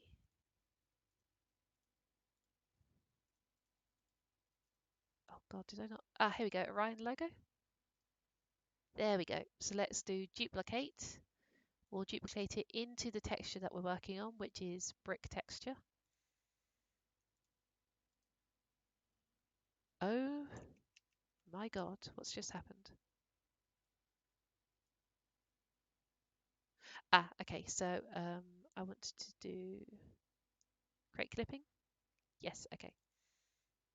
And then again, we'll create clipping mask so that these gradient maps are only being applied to the panels and then not the hull, which is the stuff behind the panels. So where did that Orion logo go? Down here. So let's just stick this on the wing somewhere. So I think in a real fighter, the logo would be quite small. We're working at low resolution, so I think we can allow ourselves to make it bigger than it should be, just so we can actually see what we are defining. So let's put it on let's put it on both wings at the end. Oh dear. There we go. I just want to get it so the wing circles are actually concentric.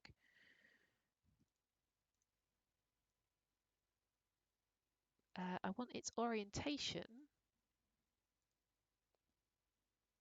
What would be horizontal? Probably this line coming through around there. So let's make it line up with that. Actually, let's see if it's actually horizontal.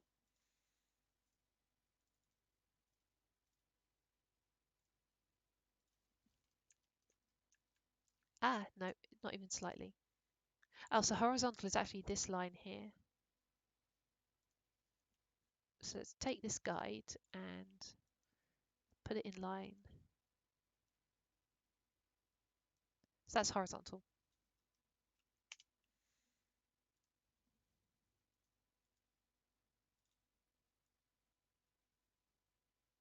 Oh no, it's all warping. I might just have to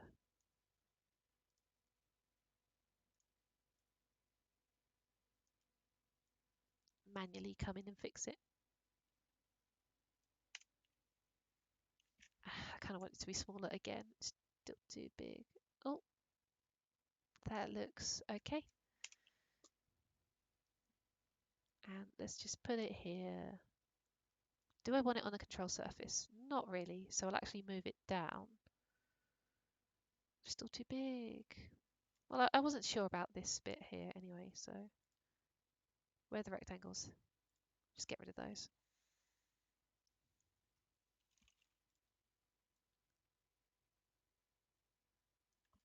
Let's see if I can make the stars a bit better. Oh, well, if I got rid of rectangles, it kind of defeats the whole point of having this horizontal line.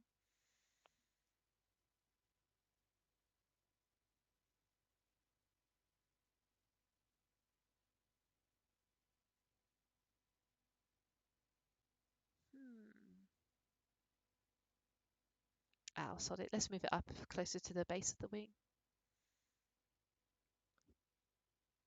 Like that. And let's just see if I can get some more definition into these stars. Or at the very least, just turn them into circles. So I'm going to hide those.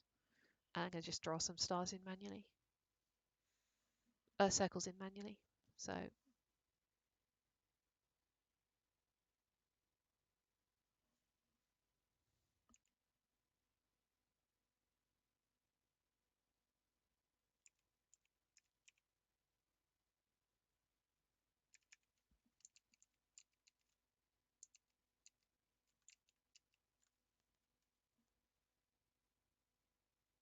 oops, normal. So I just had this on fixed ratio 16 by 9 for, you know, standard screen ratio, but I want this on normal. I'm just going to move this blob over.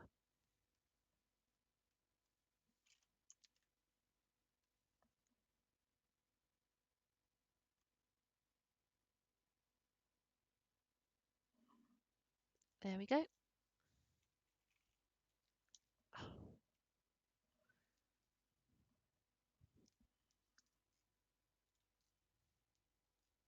Just turn that guide off. I'm going to actually call that H guide. And I do want to just change the layer blending mode. What is it on currently? Multiply,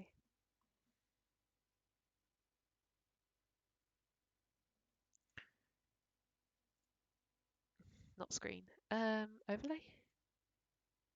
No, I want to get the like edge of the control surface visible.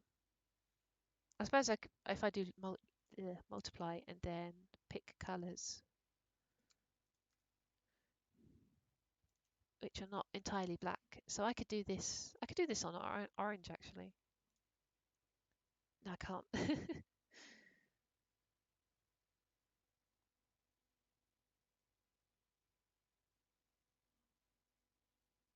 Really?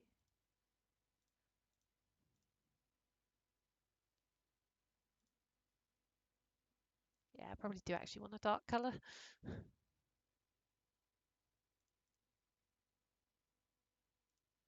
Right, this one should not be filled. This one should be outline. Oh, because I've got everything selected.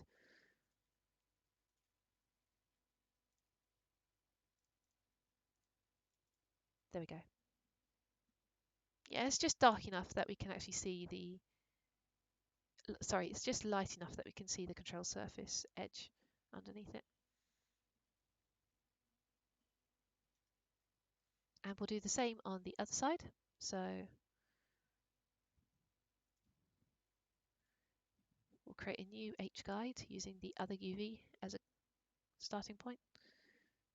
Other UV edge, sorry, I should say.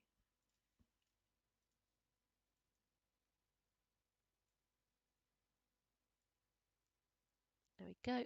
And we'll duplicate the Orion logo. Take it over here, and in basically the same spot, we'll just have it rotated.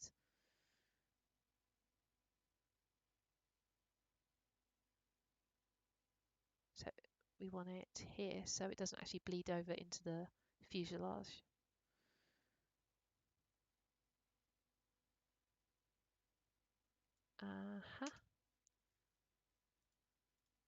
Those things have not resized amazingly. I have to go and touch those up manually.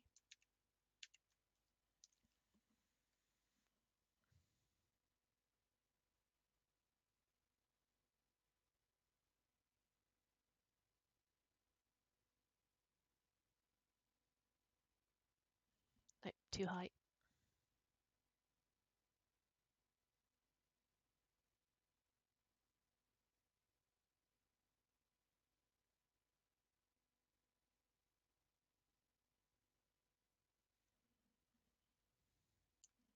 That'll do. Oh no, there's a gap. If I just move this shape down. There we go. If I disable both guides, see how this looks.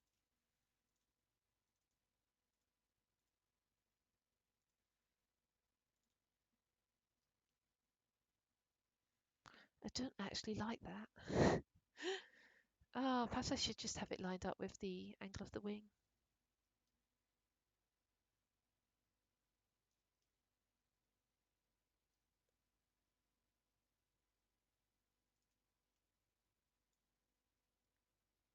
You're a bad influence.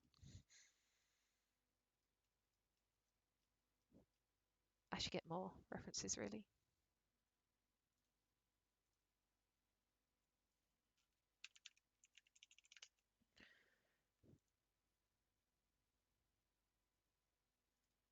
Why is Jet so plain? Pun unintended, but I'll take it. Oh, that one follows the shape of the wing.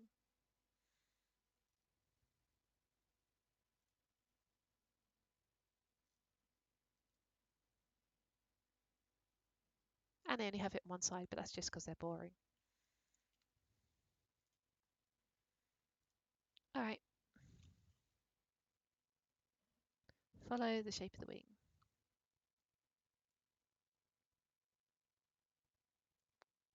I'll line it up with, yeah, I'll line it up with the bottom.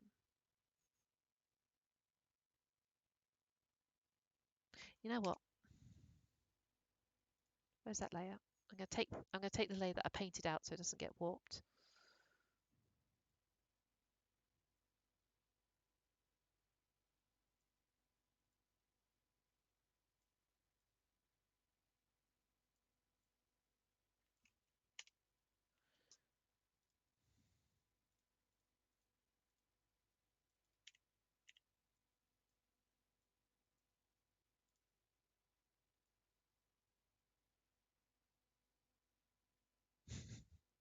It's so slightly off. Oh no.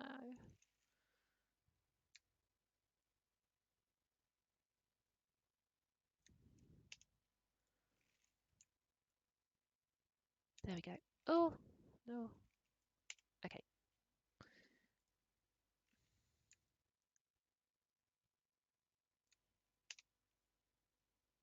Yeah, that'll do.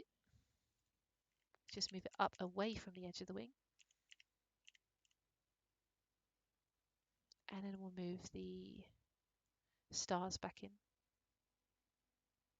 Oh, it's too big. I don't want to repaint it.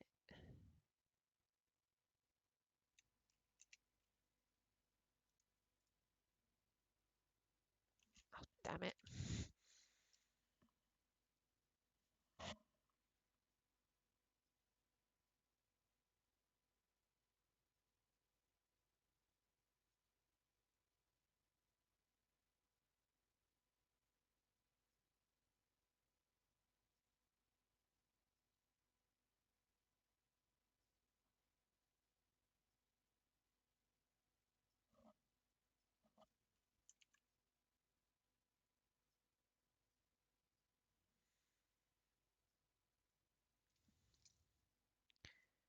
Right, where's the other one?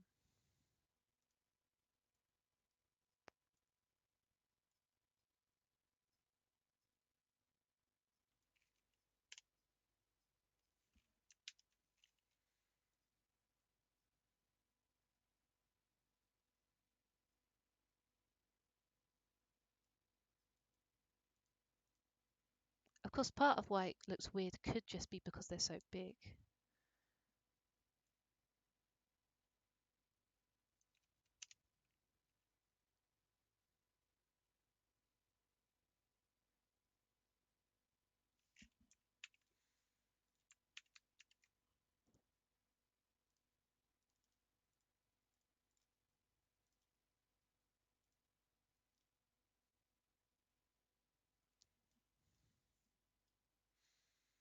That angle is very unpleasant. I think it's maybe because they are so big.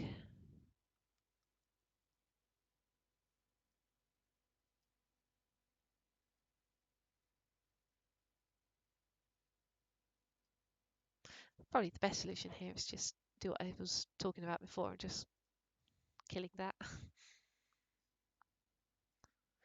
Like, who cares if this little test, you know, this little test plane is not law accurate to a universe that only exists inside of my head.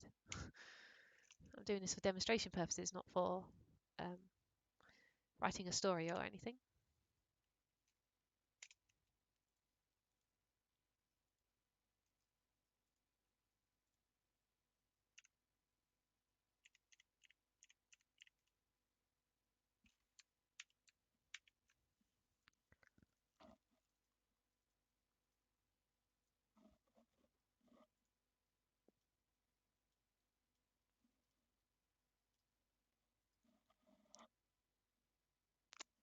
Sorry, I hit my mic.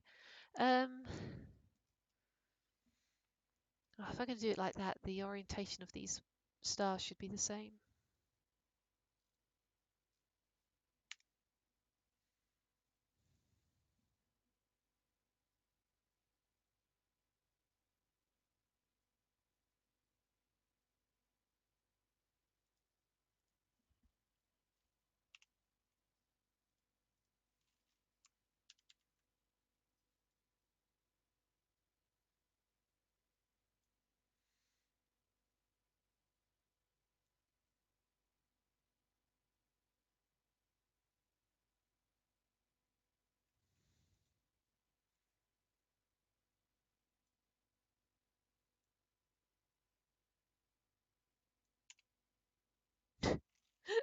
It's just it's a blurry.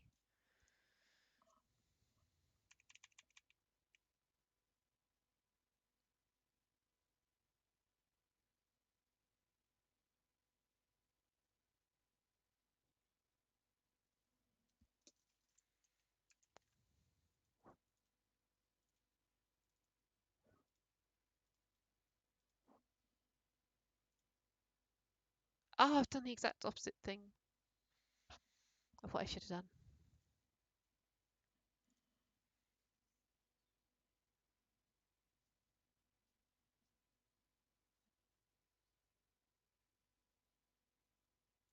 So I really want it to be like that-ish.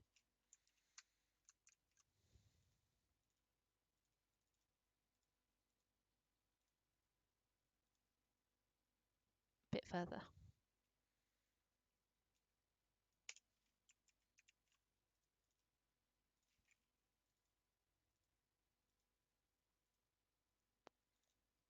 Trial and error. Okay, that's pretty close. So let's just neaten that. Let's neaten this up a bit. I'm going to move it down.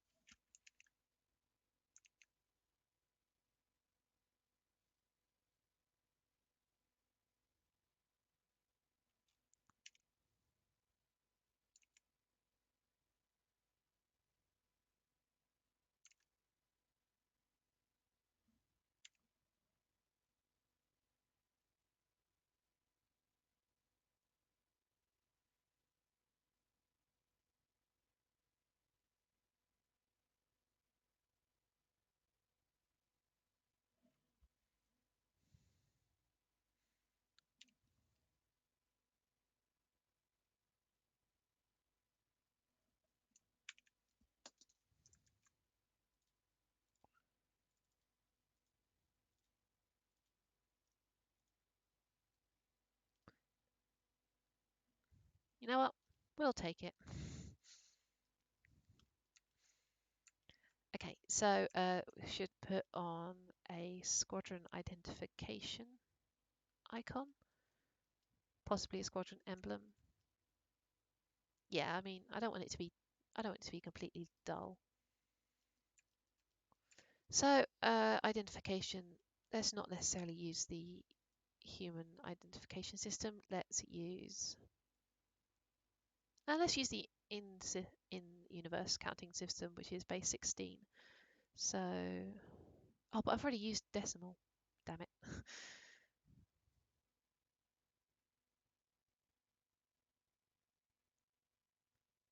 Counterpoint, who cares? Let's use base 16.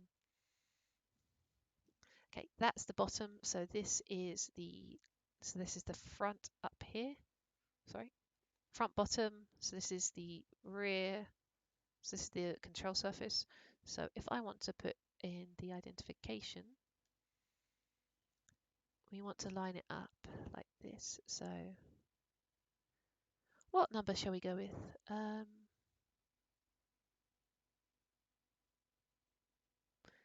It's 1626 right now. Let's go for 1626.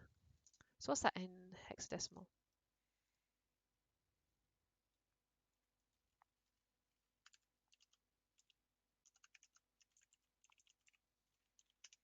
I could work it out, but I am very lazy. So other way around, please.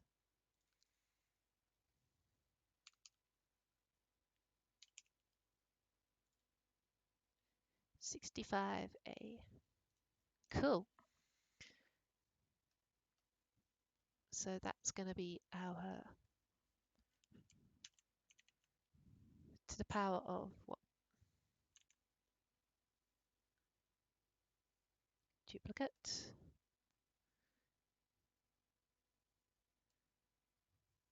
Duplicate. It's going to look weird when I rotate this actually. Okay.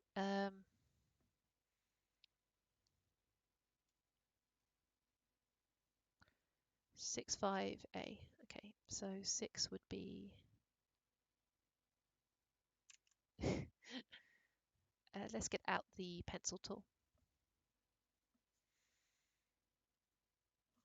Rotate them first, it's easier.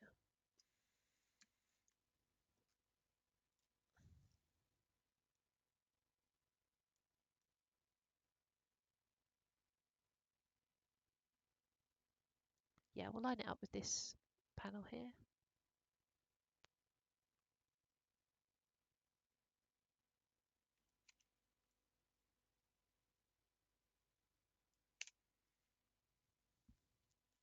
Right, first one is 6, so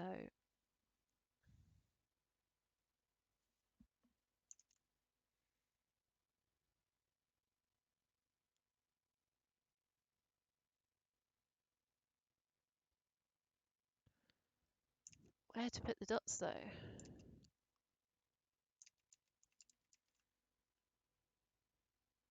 Oh, it doesn't go neatly because of the angle. What could I do which would not look awful?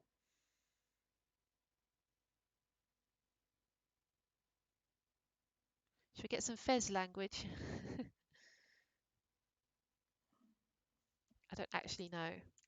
I don't actually remember what the numbers are in Fez.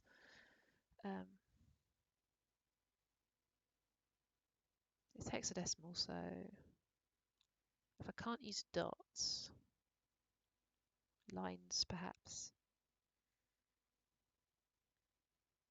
1, 2, 0, 1, 2, 3, 4, 5, 6.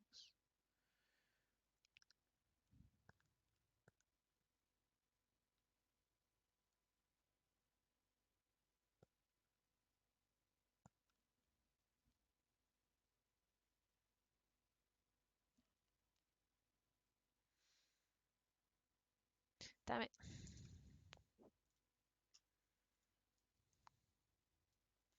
I'm just going to look up what the counting system exactly was.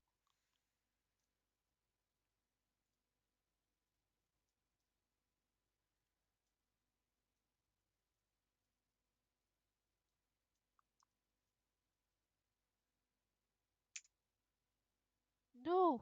Oh, okay.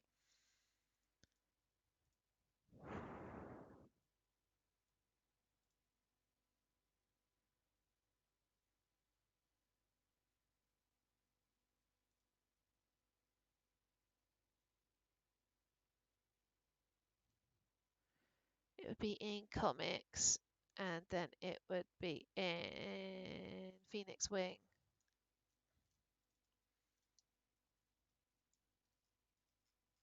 Oh, I put squares around them apparently. I could probably fit that in. So 6 would be square and 2 dots. Yeah, okay.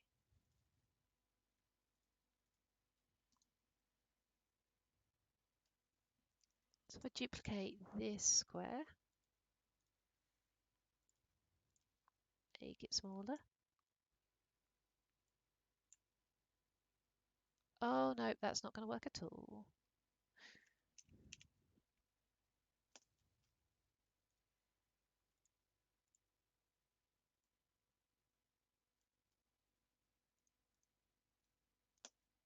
Especially since A would be, so that's 8. No, hang on. 1, 2, 3, 4, 5, 6, 7, 8, 9, 10, A. Yeah, I'm not going to fit A in there.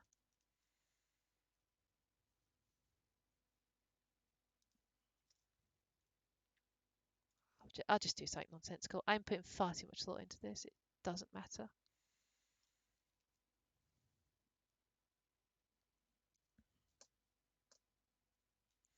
What I'll do is I'll stick a dot in the first one. Then I will stick. Oh, I could do it like that actually. That would work. Nope. So 5 would be a square and a dot. 6 would be a square and 2 dots. So, and then A would be a square with a line. And then 3 dots.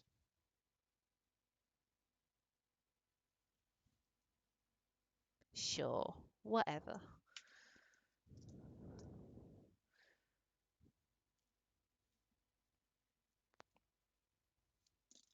So I've used decimal. Let's put some decimal on it. Well, no, we can put it in hex. We can put it in hex just with English characters. So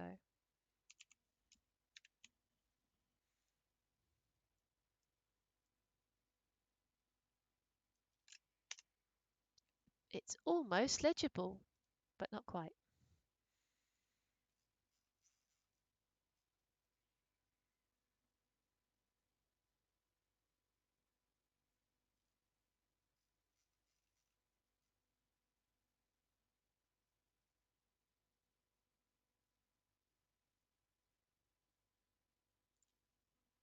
That one's more legible.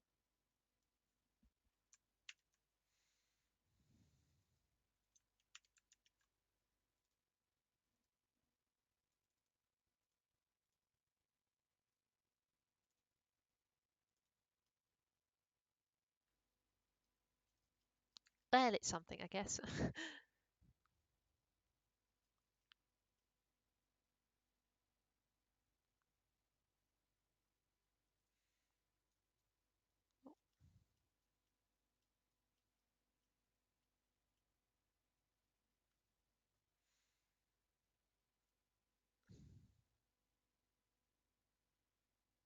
It does kind of look messily applied though, doesn't it?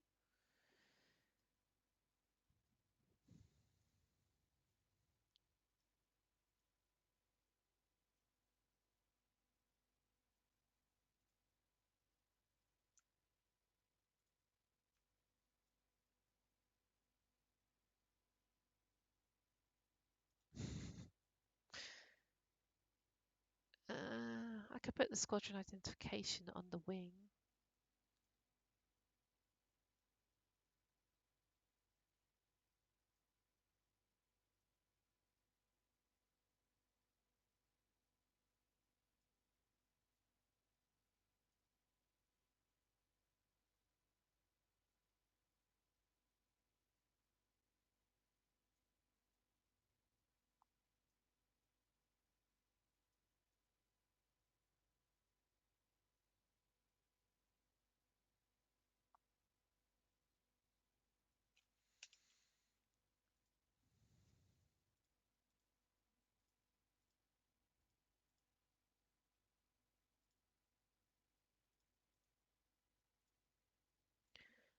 Move that down. Move that down. Let's just hide the little ones.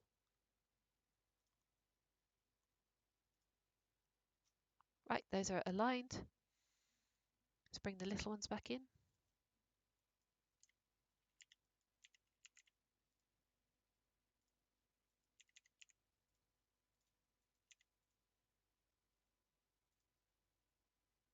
That is utterly incomprehensible. Doesn't pass even slightly.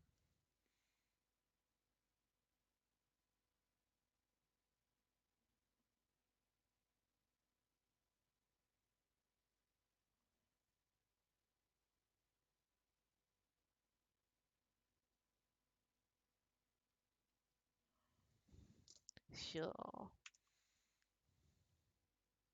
Let's grab 65A and bring that down here too.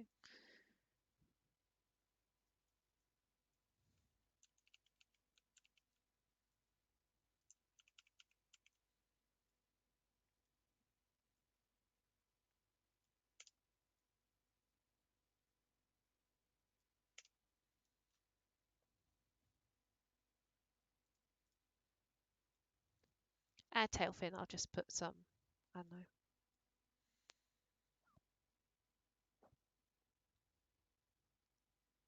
Could put like the squadron logo on that.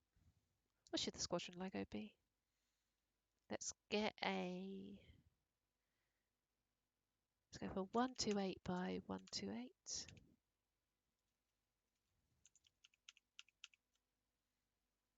Feeling lazy, so let's just go for a wing shape.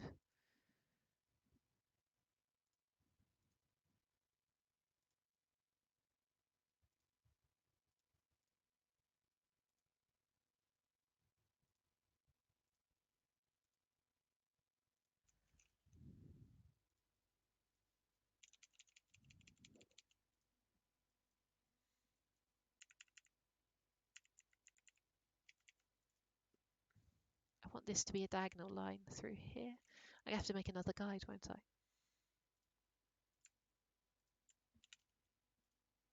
Oh, very close to what I want, actually.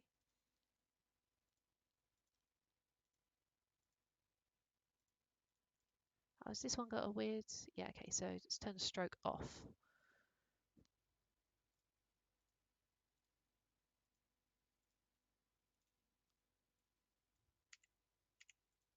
There we go. Oh, hang on.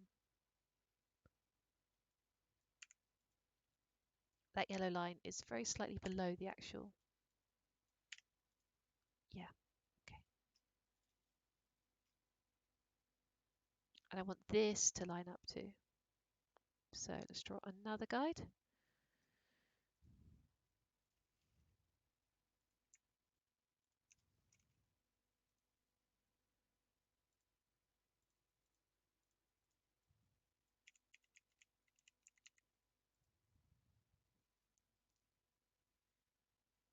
Oh, yeah, let's have that line up.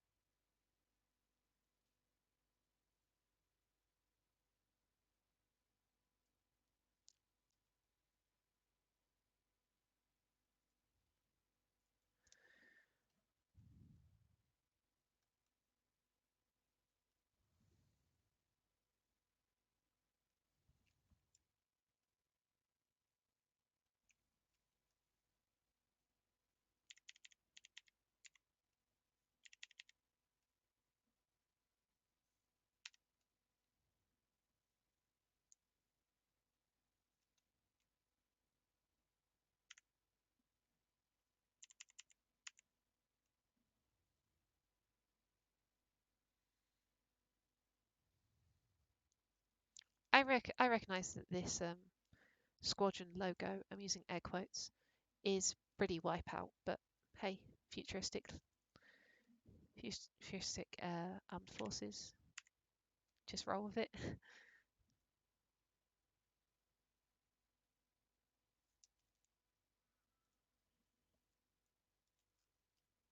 I think that's the Squadron emblem over there, but possibly this, I don't know. Let's just keep it geometric and simple like this roundel.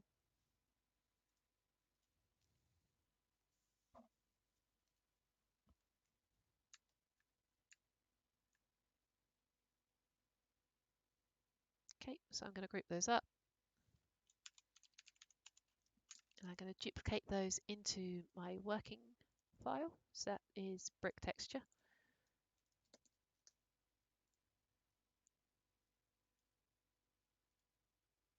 Oh no, I put all of that number stuff in the Orion logo folder, which it really shouldn't be. So those need to come out of Orion logo. So if I turn off the logo, okay,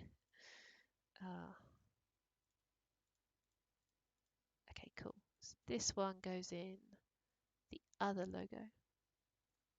Yeah, I should rename these based on what wing they're on. So this is the right wing, if we look at it from the ship's perspective. So I'm going to call that R. I'm going to call this one L. I'm going to create a new folder for this. I'm going to call this Squadron Code.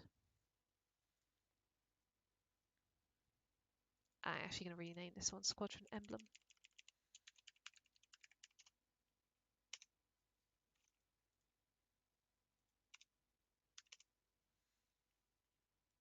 Right then, so where is Squadron Emblem?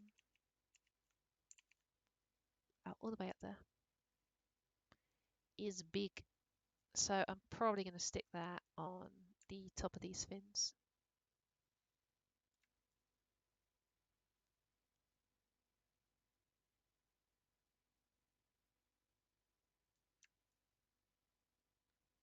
Should probably keep it, probably keep it quite small. So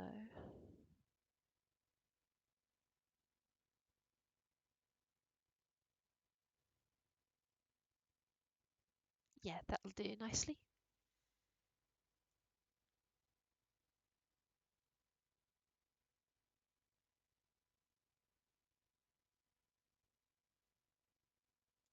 Do I want it to go into the orange? No, I don't.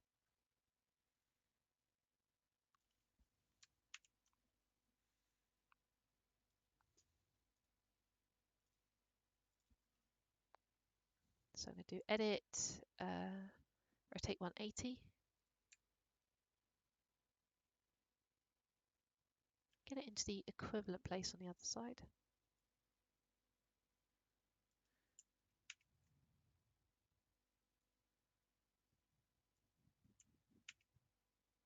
Oh, that's not right. What's happened to the...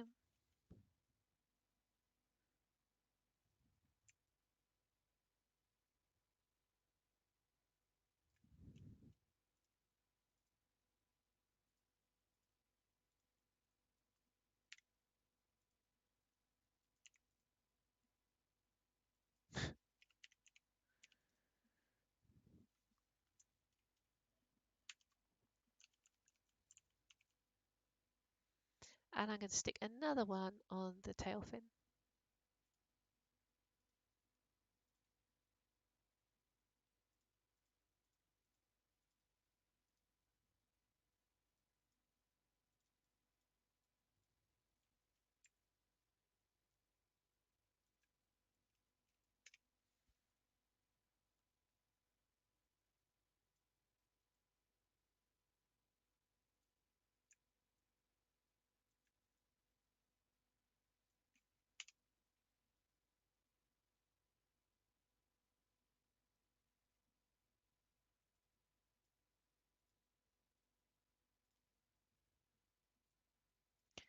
So this one here is left, which means this one is right. This is Squadron emblem. Tail left. Duplicate that again.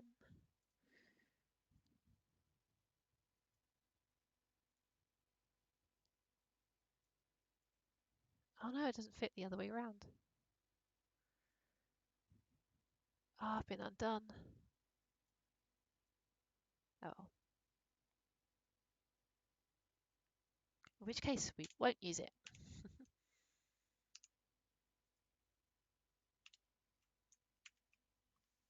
In fact, let's just put the 65A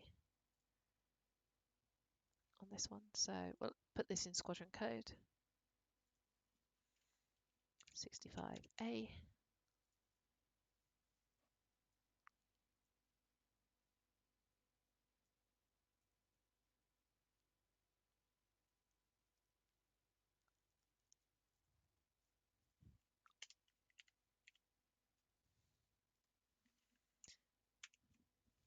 Yeah, this phase is definitely a lot of experimentation. You could probably avoid a lot of this by actually planning what you want your ship to look like before you start. That's what you would do if you're sensible. I don't claim to necessarily be sensible. To be fair, I painted all my other ships just by doing whatever I felt like at the time. So it can't be a completely ineffective process. Just mostly ineffective.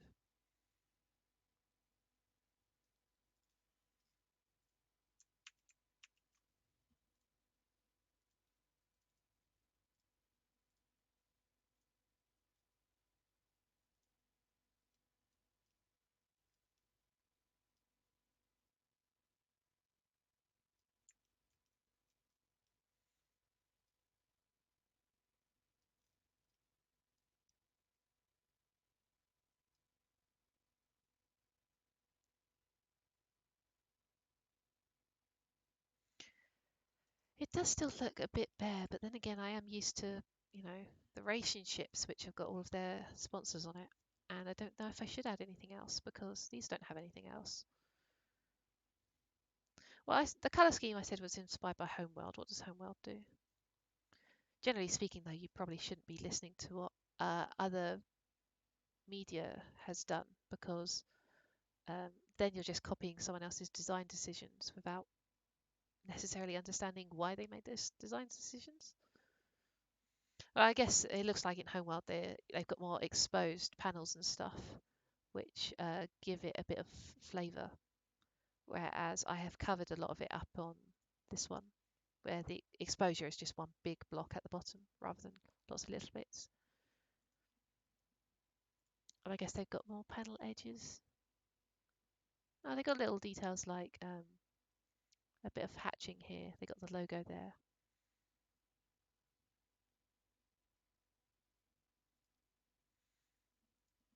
But yeah, I am dubious about overdoing it. I think I will probably leave this as it is.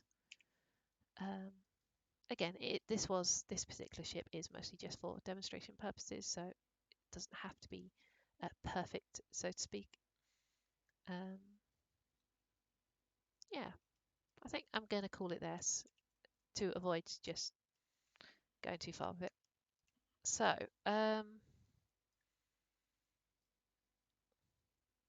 if we were calling this done, what do we have left to do?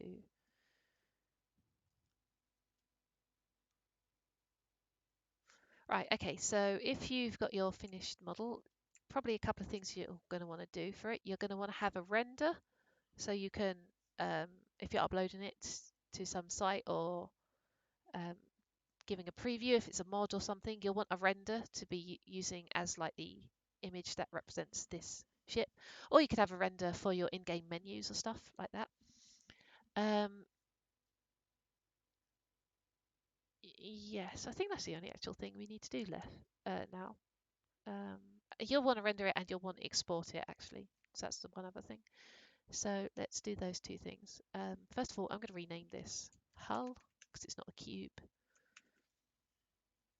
So we want to get a render of this ship that we have designed. The first thing that we did was we actually deleted the camera along with the light source object. So I am going to bring a camera back in by, is it Control Alt O? No, Control Shift O. Damn it. Yep, I do not remember how to do this. So we're going to add one back in manually. So is it N? No, T. T for tools. Let's create make sure we're in object mode, not edit mode. Let's create a camera.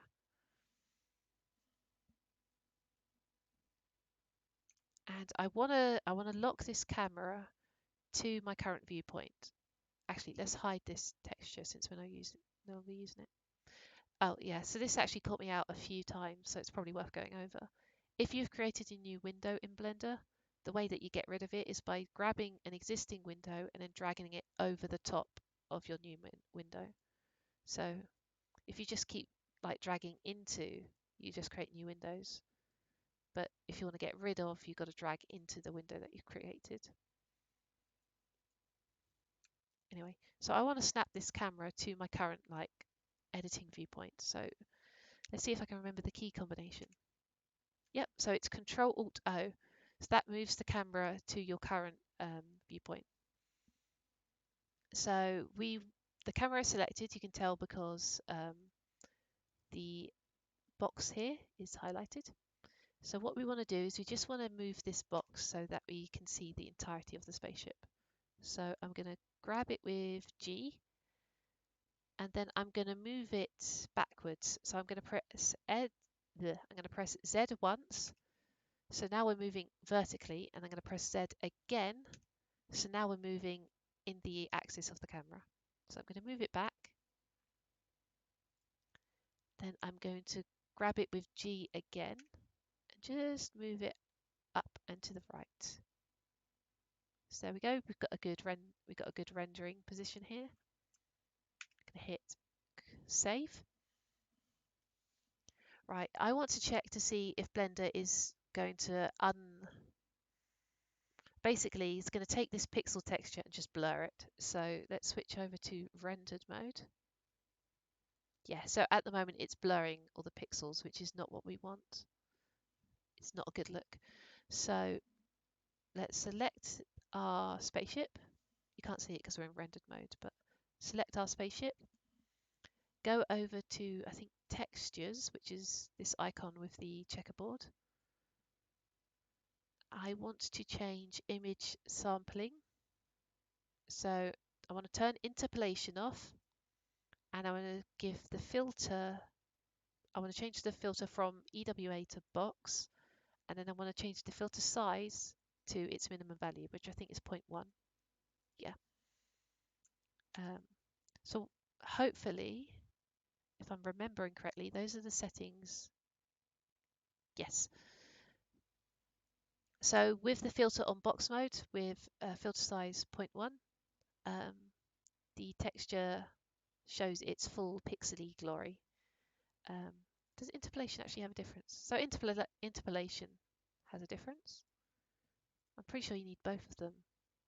Yeah, so if either of these are wrong, it's going to start blurring. So box and interpolation turned off. Cool. So let's go back to the camera.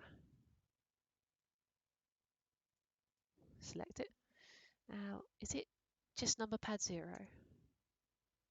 No. Yes, okay, so number pad 0 is go to your camera. So if I render this now, no, so before I render it, I want a transparent background so I can overlay this onto any like background I choose. So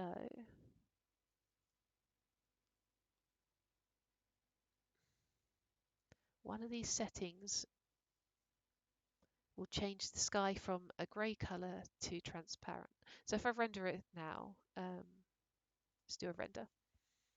You can see that the image that is produced, the image it's produced has got a grey background. We don't want that. So if I just press escape to exit the image that it renders, it's something like set as alpha or alpha source. Here we go, alpha sky. Here we go. So alpha, basically the transparent bits, the bits which are not model. Should we use sky, which is currently a grey colour, or should we just use transparent? Oh, it actually shows up in this mode too. So if I hit render now, we've got our rendered spaceship on a transparent background. So by default, the render size is at 50%, so it will render a small version, so it's faster. Luckily, because this is not using the Cycles engine, this is just a basic Blender engine with a very basic texture. Like rendering is basically instantaneous anyway. But uh-oh. Oh, I'm still in movement mode. So let's just take this up to 100%. So it's currently at screen resolution, which is probably good enough. And let's just give that a render. There you go. Nice transparent image of our spaceship. So we can save this image as save as image down here. Let's call this, I should probably name this an actual thing. Should it still be called brick? I don't think it should be called brick anymore.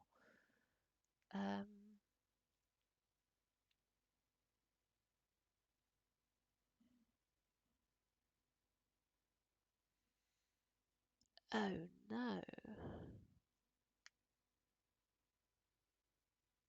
It's a sort of a tuning fork design. I wonder if we could do a name playing on that. Obviously it's inspired by Vic Vipers, but I don't want to call it VV or something, because that's just like unimaginative really.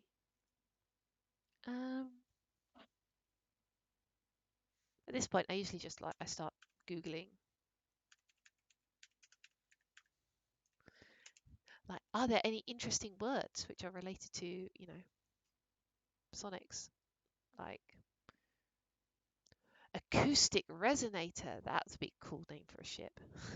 But yeah, this is my naming process.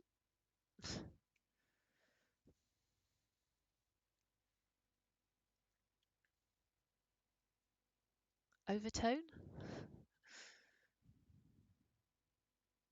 Actually, I quite like that overtone.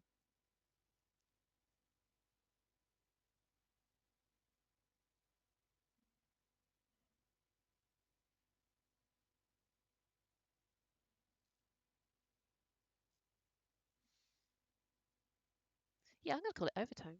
Sod it. Okay, just basically just knowing what to call it. Call the render. So let's call it overtone um, render top. And essentially, you'll see this when I upload the resources to OpenGameArt. This is going to be the preview image that I'm going to use. So that's the sort of thing that you'll use these renders for. And let's do one more render of the underside, because I think the underside's interesting enough to worth having.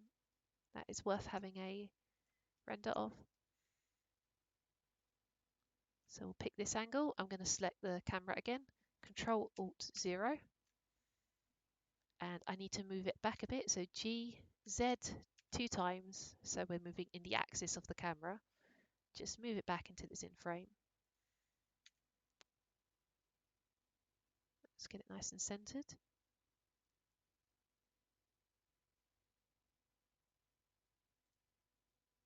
Okay, and we'll do another render. Again, save as image, overtone render. We'll call this one render bottom.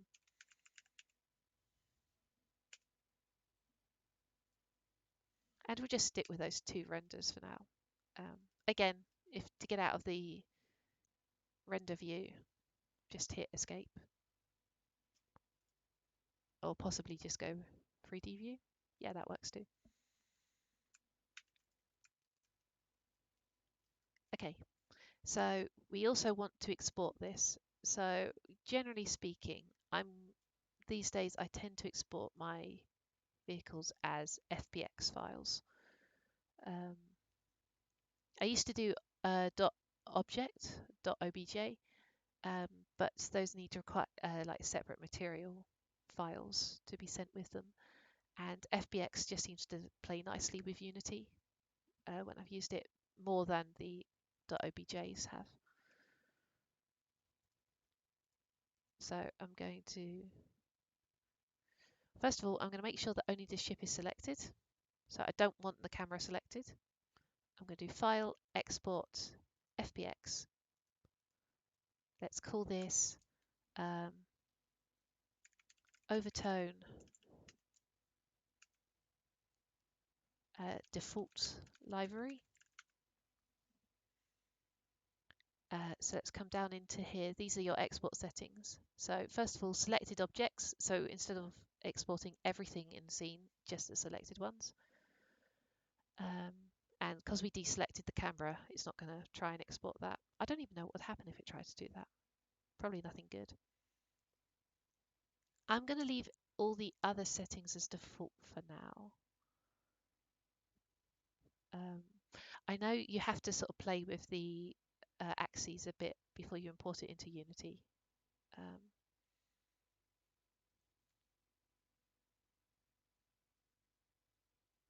Well, I mean, I'm showing everything else. I might as well try and get that working. So let's just export it for now. Export FBX. Let's open up Unity.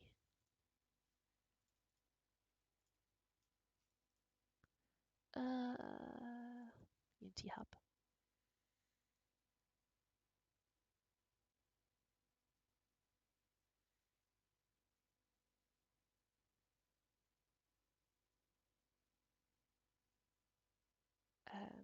This is my 3D one.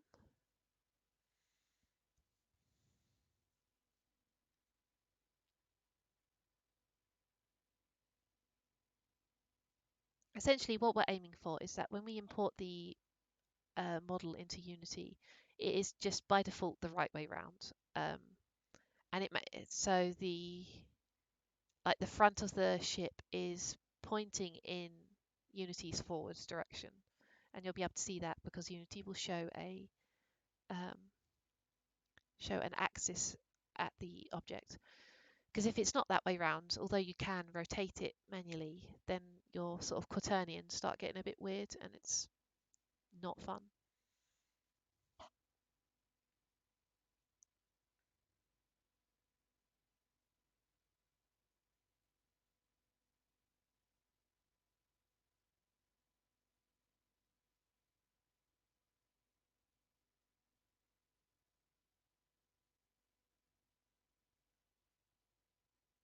Man, you're really slow today.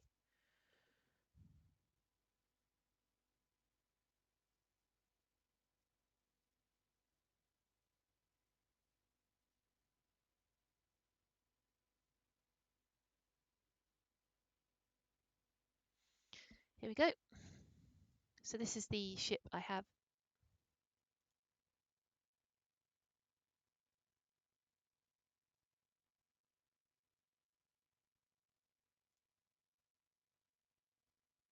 Am I? I know that's bad, but I guess I'm not using Photoshop anymore.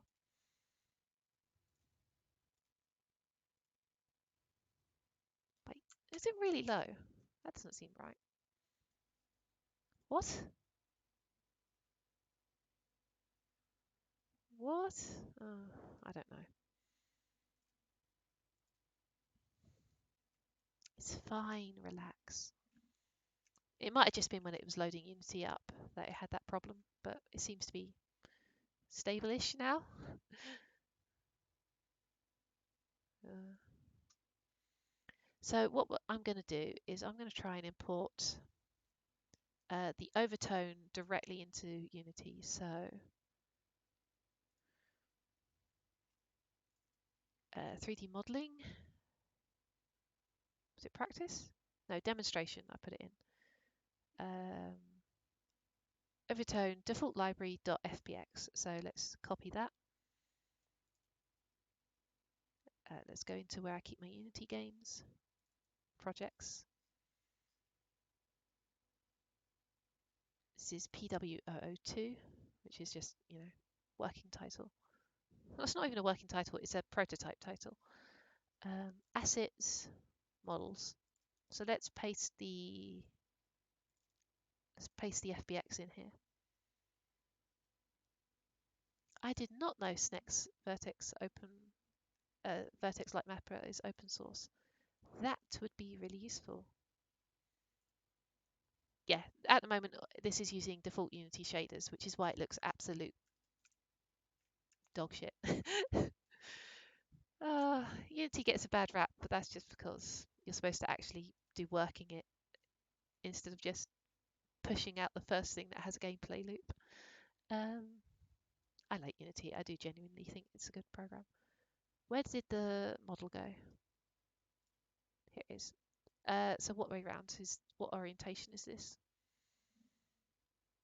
Yep, that seems typical. It's pointing downwards for some reason. So if I import this into the scene. Oh, hang on.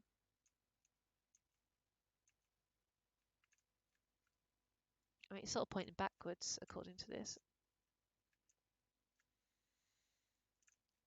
So you can see that the forward Y direction is actually pointing towards the back of the ship, which, I mean, apart from that, it seems pretty sensible.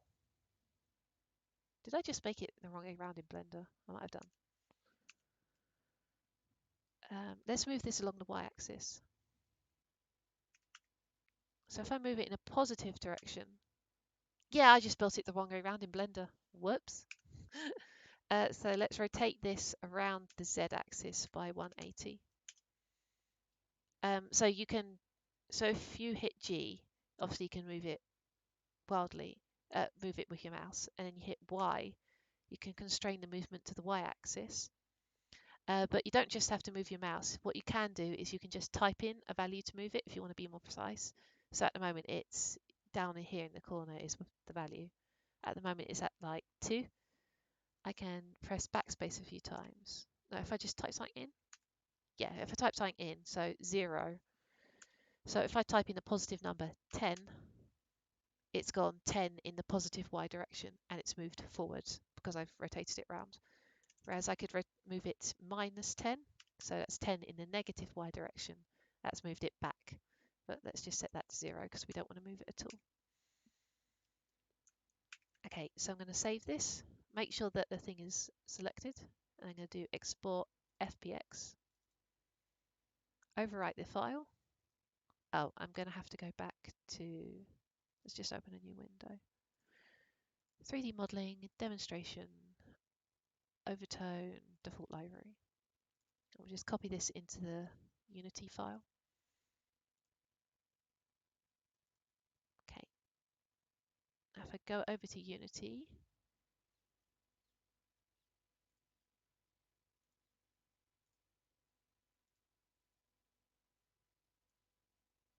no, what are you doing? Do I need to apply rotation?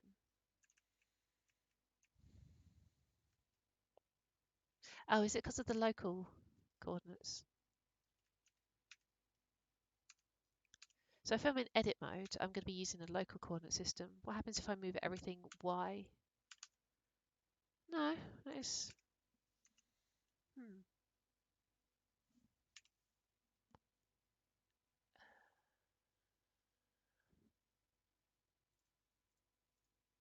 local.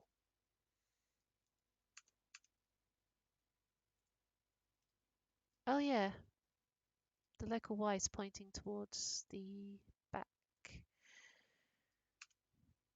So I actually want to edit it, change it in edit mode, I guess. Rotate that 180 around Z. So now local Y forward is actually pointing forward. I hate coordinate systems, I really do. Let's see if this one works.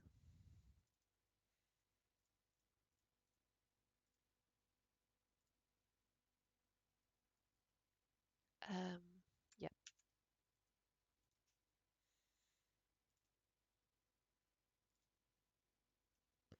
Success. Forward Y is actually pointing forward. Why is the texture not on? Do I have to drag that? I think I do. Yeah, so the default material is just plain for some reason, but I can drag.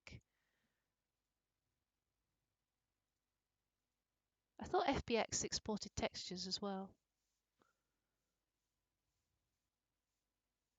Sorry, exported materials as well.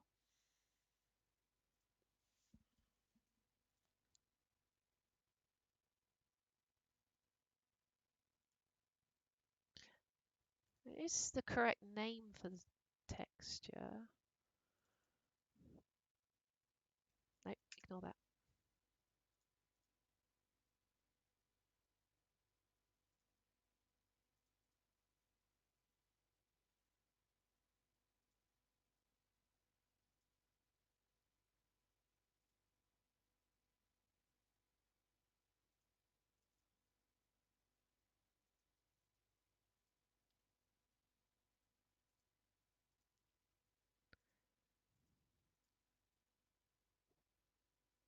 Interesting.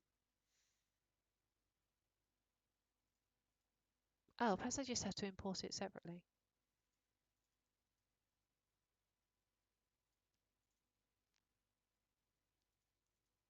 You can tell how often I've actually imported 3D models into Unity by how much less confident I am compared to actually making them in the first place.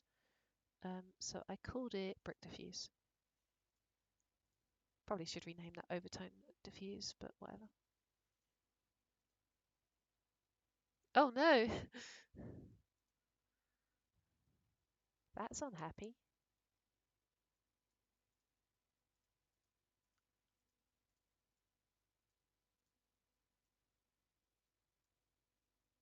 Hey! Okay, that's worked. Yeah, so I think you just have to import the textures separately. The intention of this series was never to actually show how to use Unity. I was just doing this because exporting is part of the process, technically speaking. But hey, got a spaceship. Good.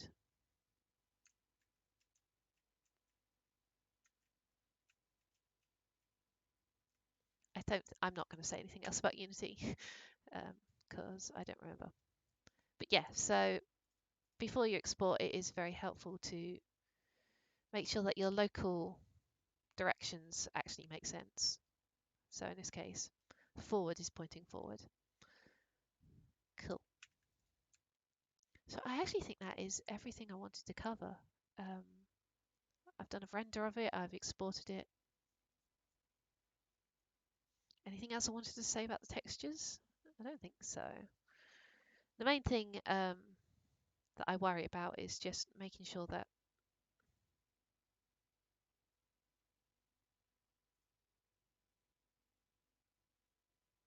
I'm going to have to doubt that one. I'll just close some of these other files.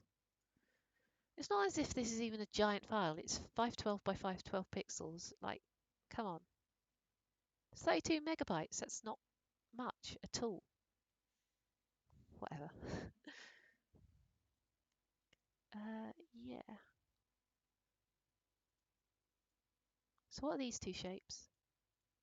Oh, the guides. I'm gonna delete those.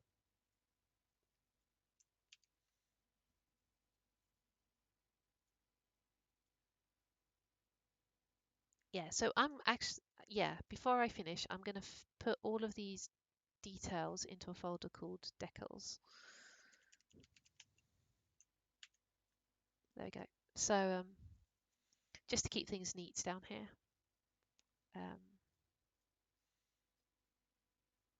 Because if I'm going to be exporting this Photoshop file for people to tear apart, I want to make sure that it's at least somewhat navigable.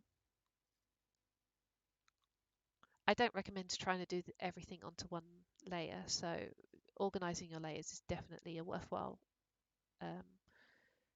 time expenditure.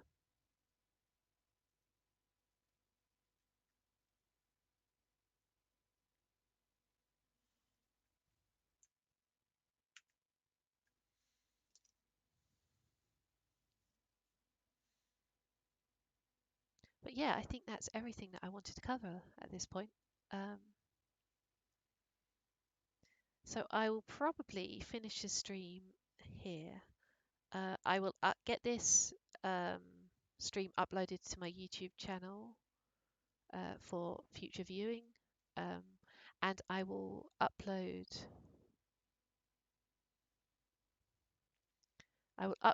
the model to probably Sketchfab and OpenGameArt. So I don't know if OpenGameArt has like Sketchfab integration where you can preview the model in 3D before you download it.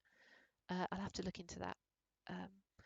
But once it is uploaded to OpenGameArt, I will post a link on my Twitter, and it will also be added to the description of the YouTube VODs.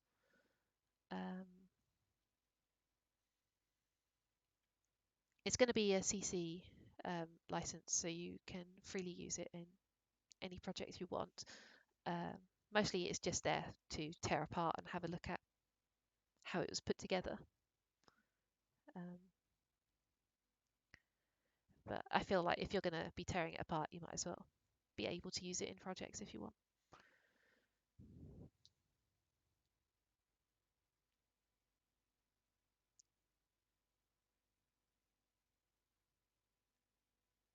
Yep, so that's the plan. Thank you very much for watching, those of you who watched this stream. Probably won't be doing another stream for a while. I only did this one because I was requested some advice with creating low poly spaceships. So unless someone like says, "Oh, how do you do thing X?" And I don't know why they would, because apart from low poly spaceships, I don't know if I've got anything to say about anything. But hey, unless anyone asks for that, I probably won't do another one of these art streams. But I have been streaming Outer Worlds, so I might come back to that next week if you're interested in seeing someone fumble around in no, not Outer Worlds, Outer Wilds, the one where your spaceship is made out of wood. Yeah, so I'm going to call it here. Thanks very much for watching. I hope you have a good day, and either follow me on Twitter or subscribe to my YouTube channel to get the download link for this thing as soon as it's uploaded. Thanks. Have a nice day, and I was going to say I'll see you around. I probably won't. I might see you around. Bye.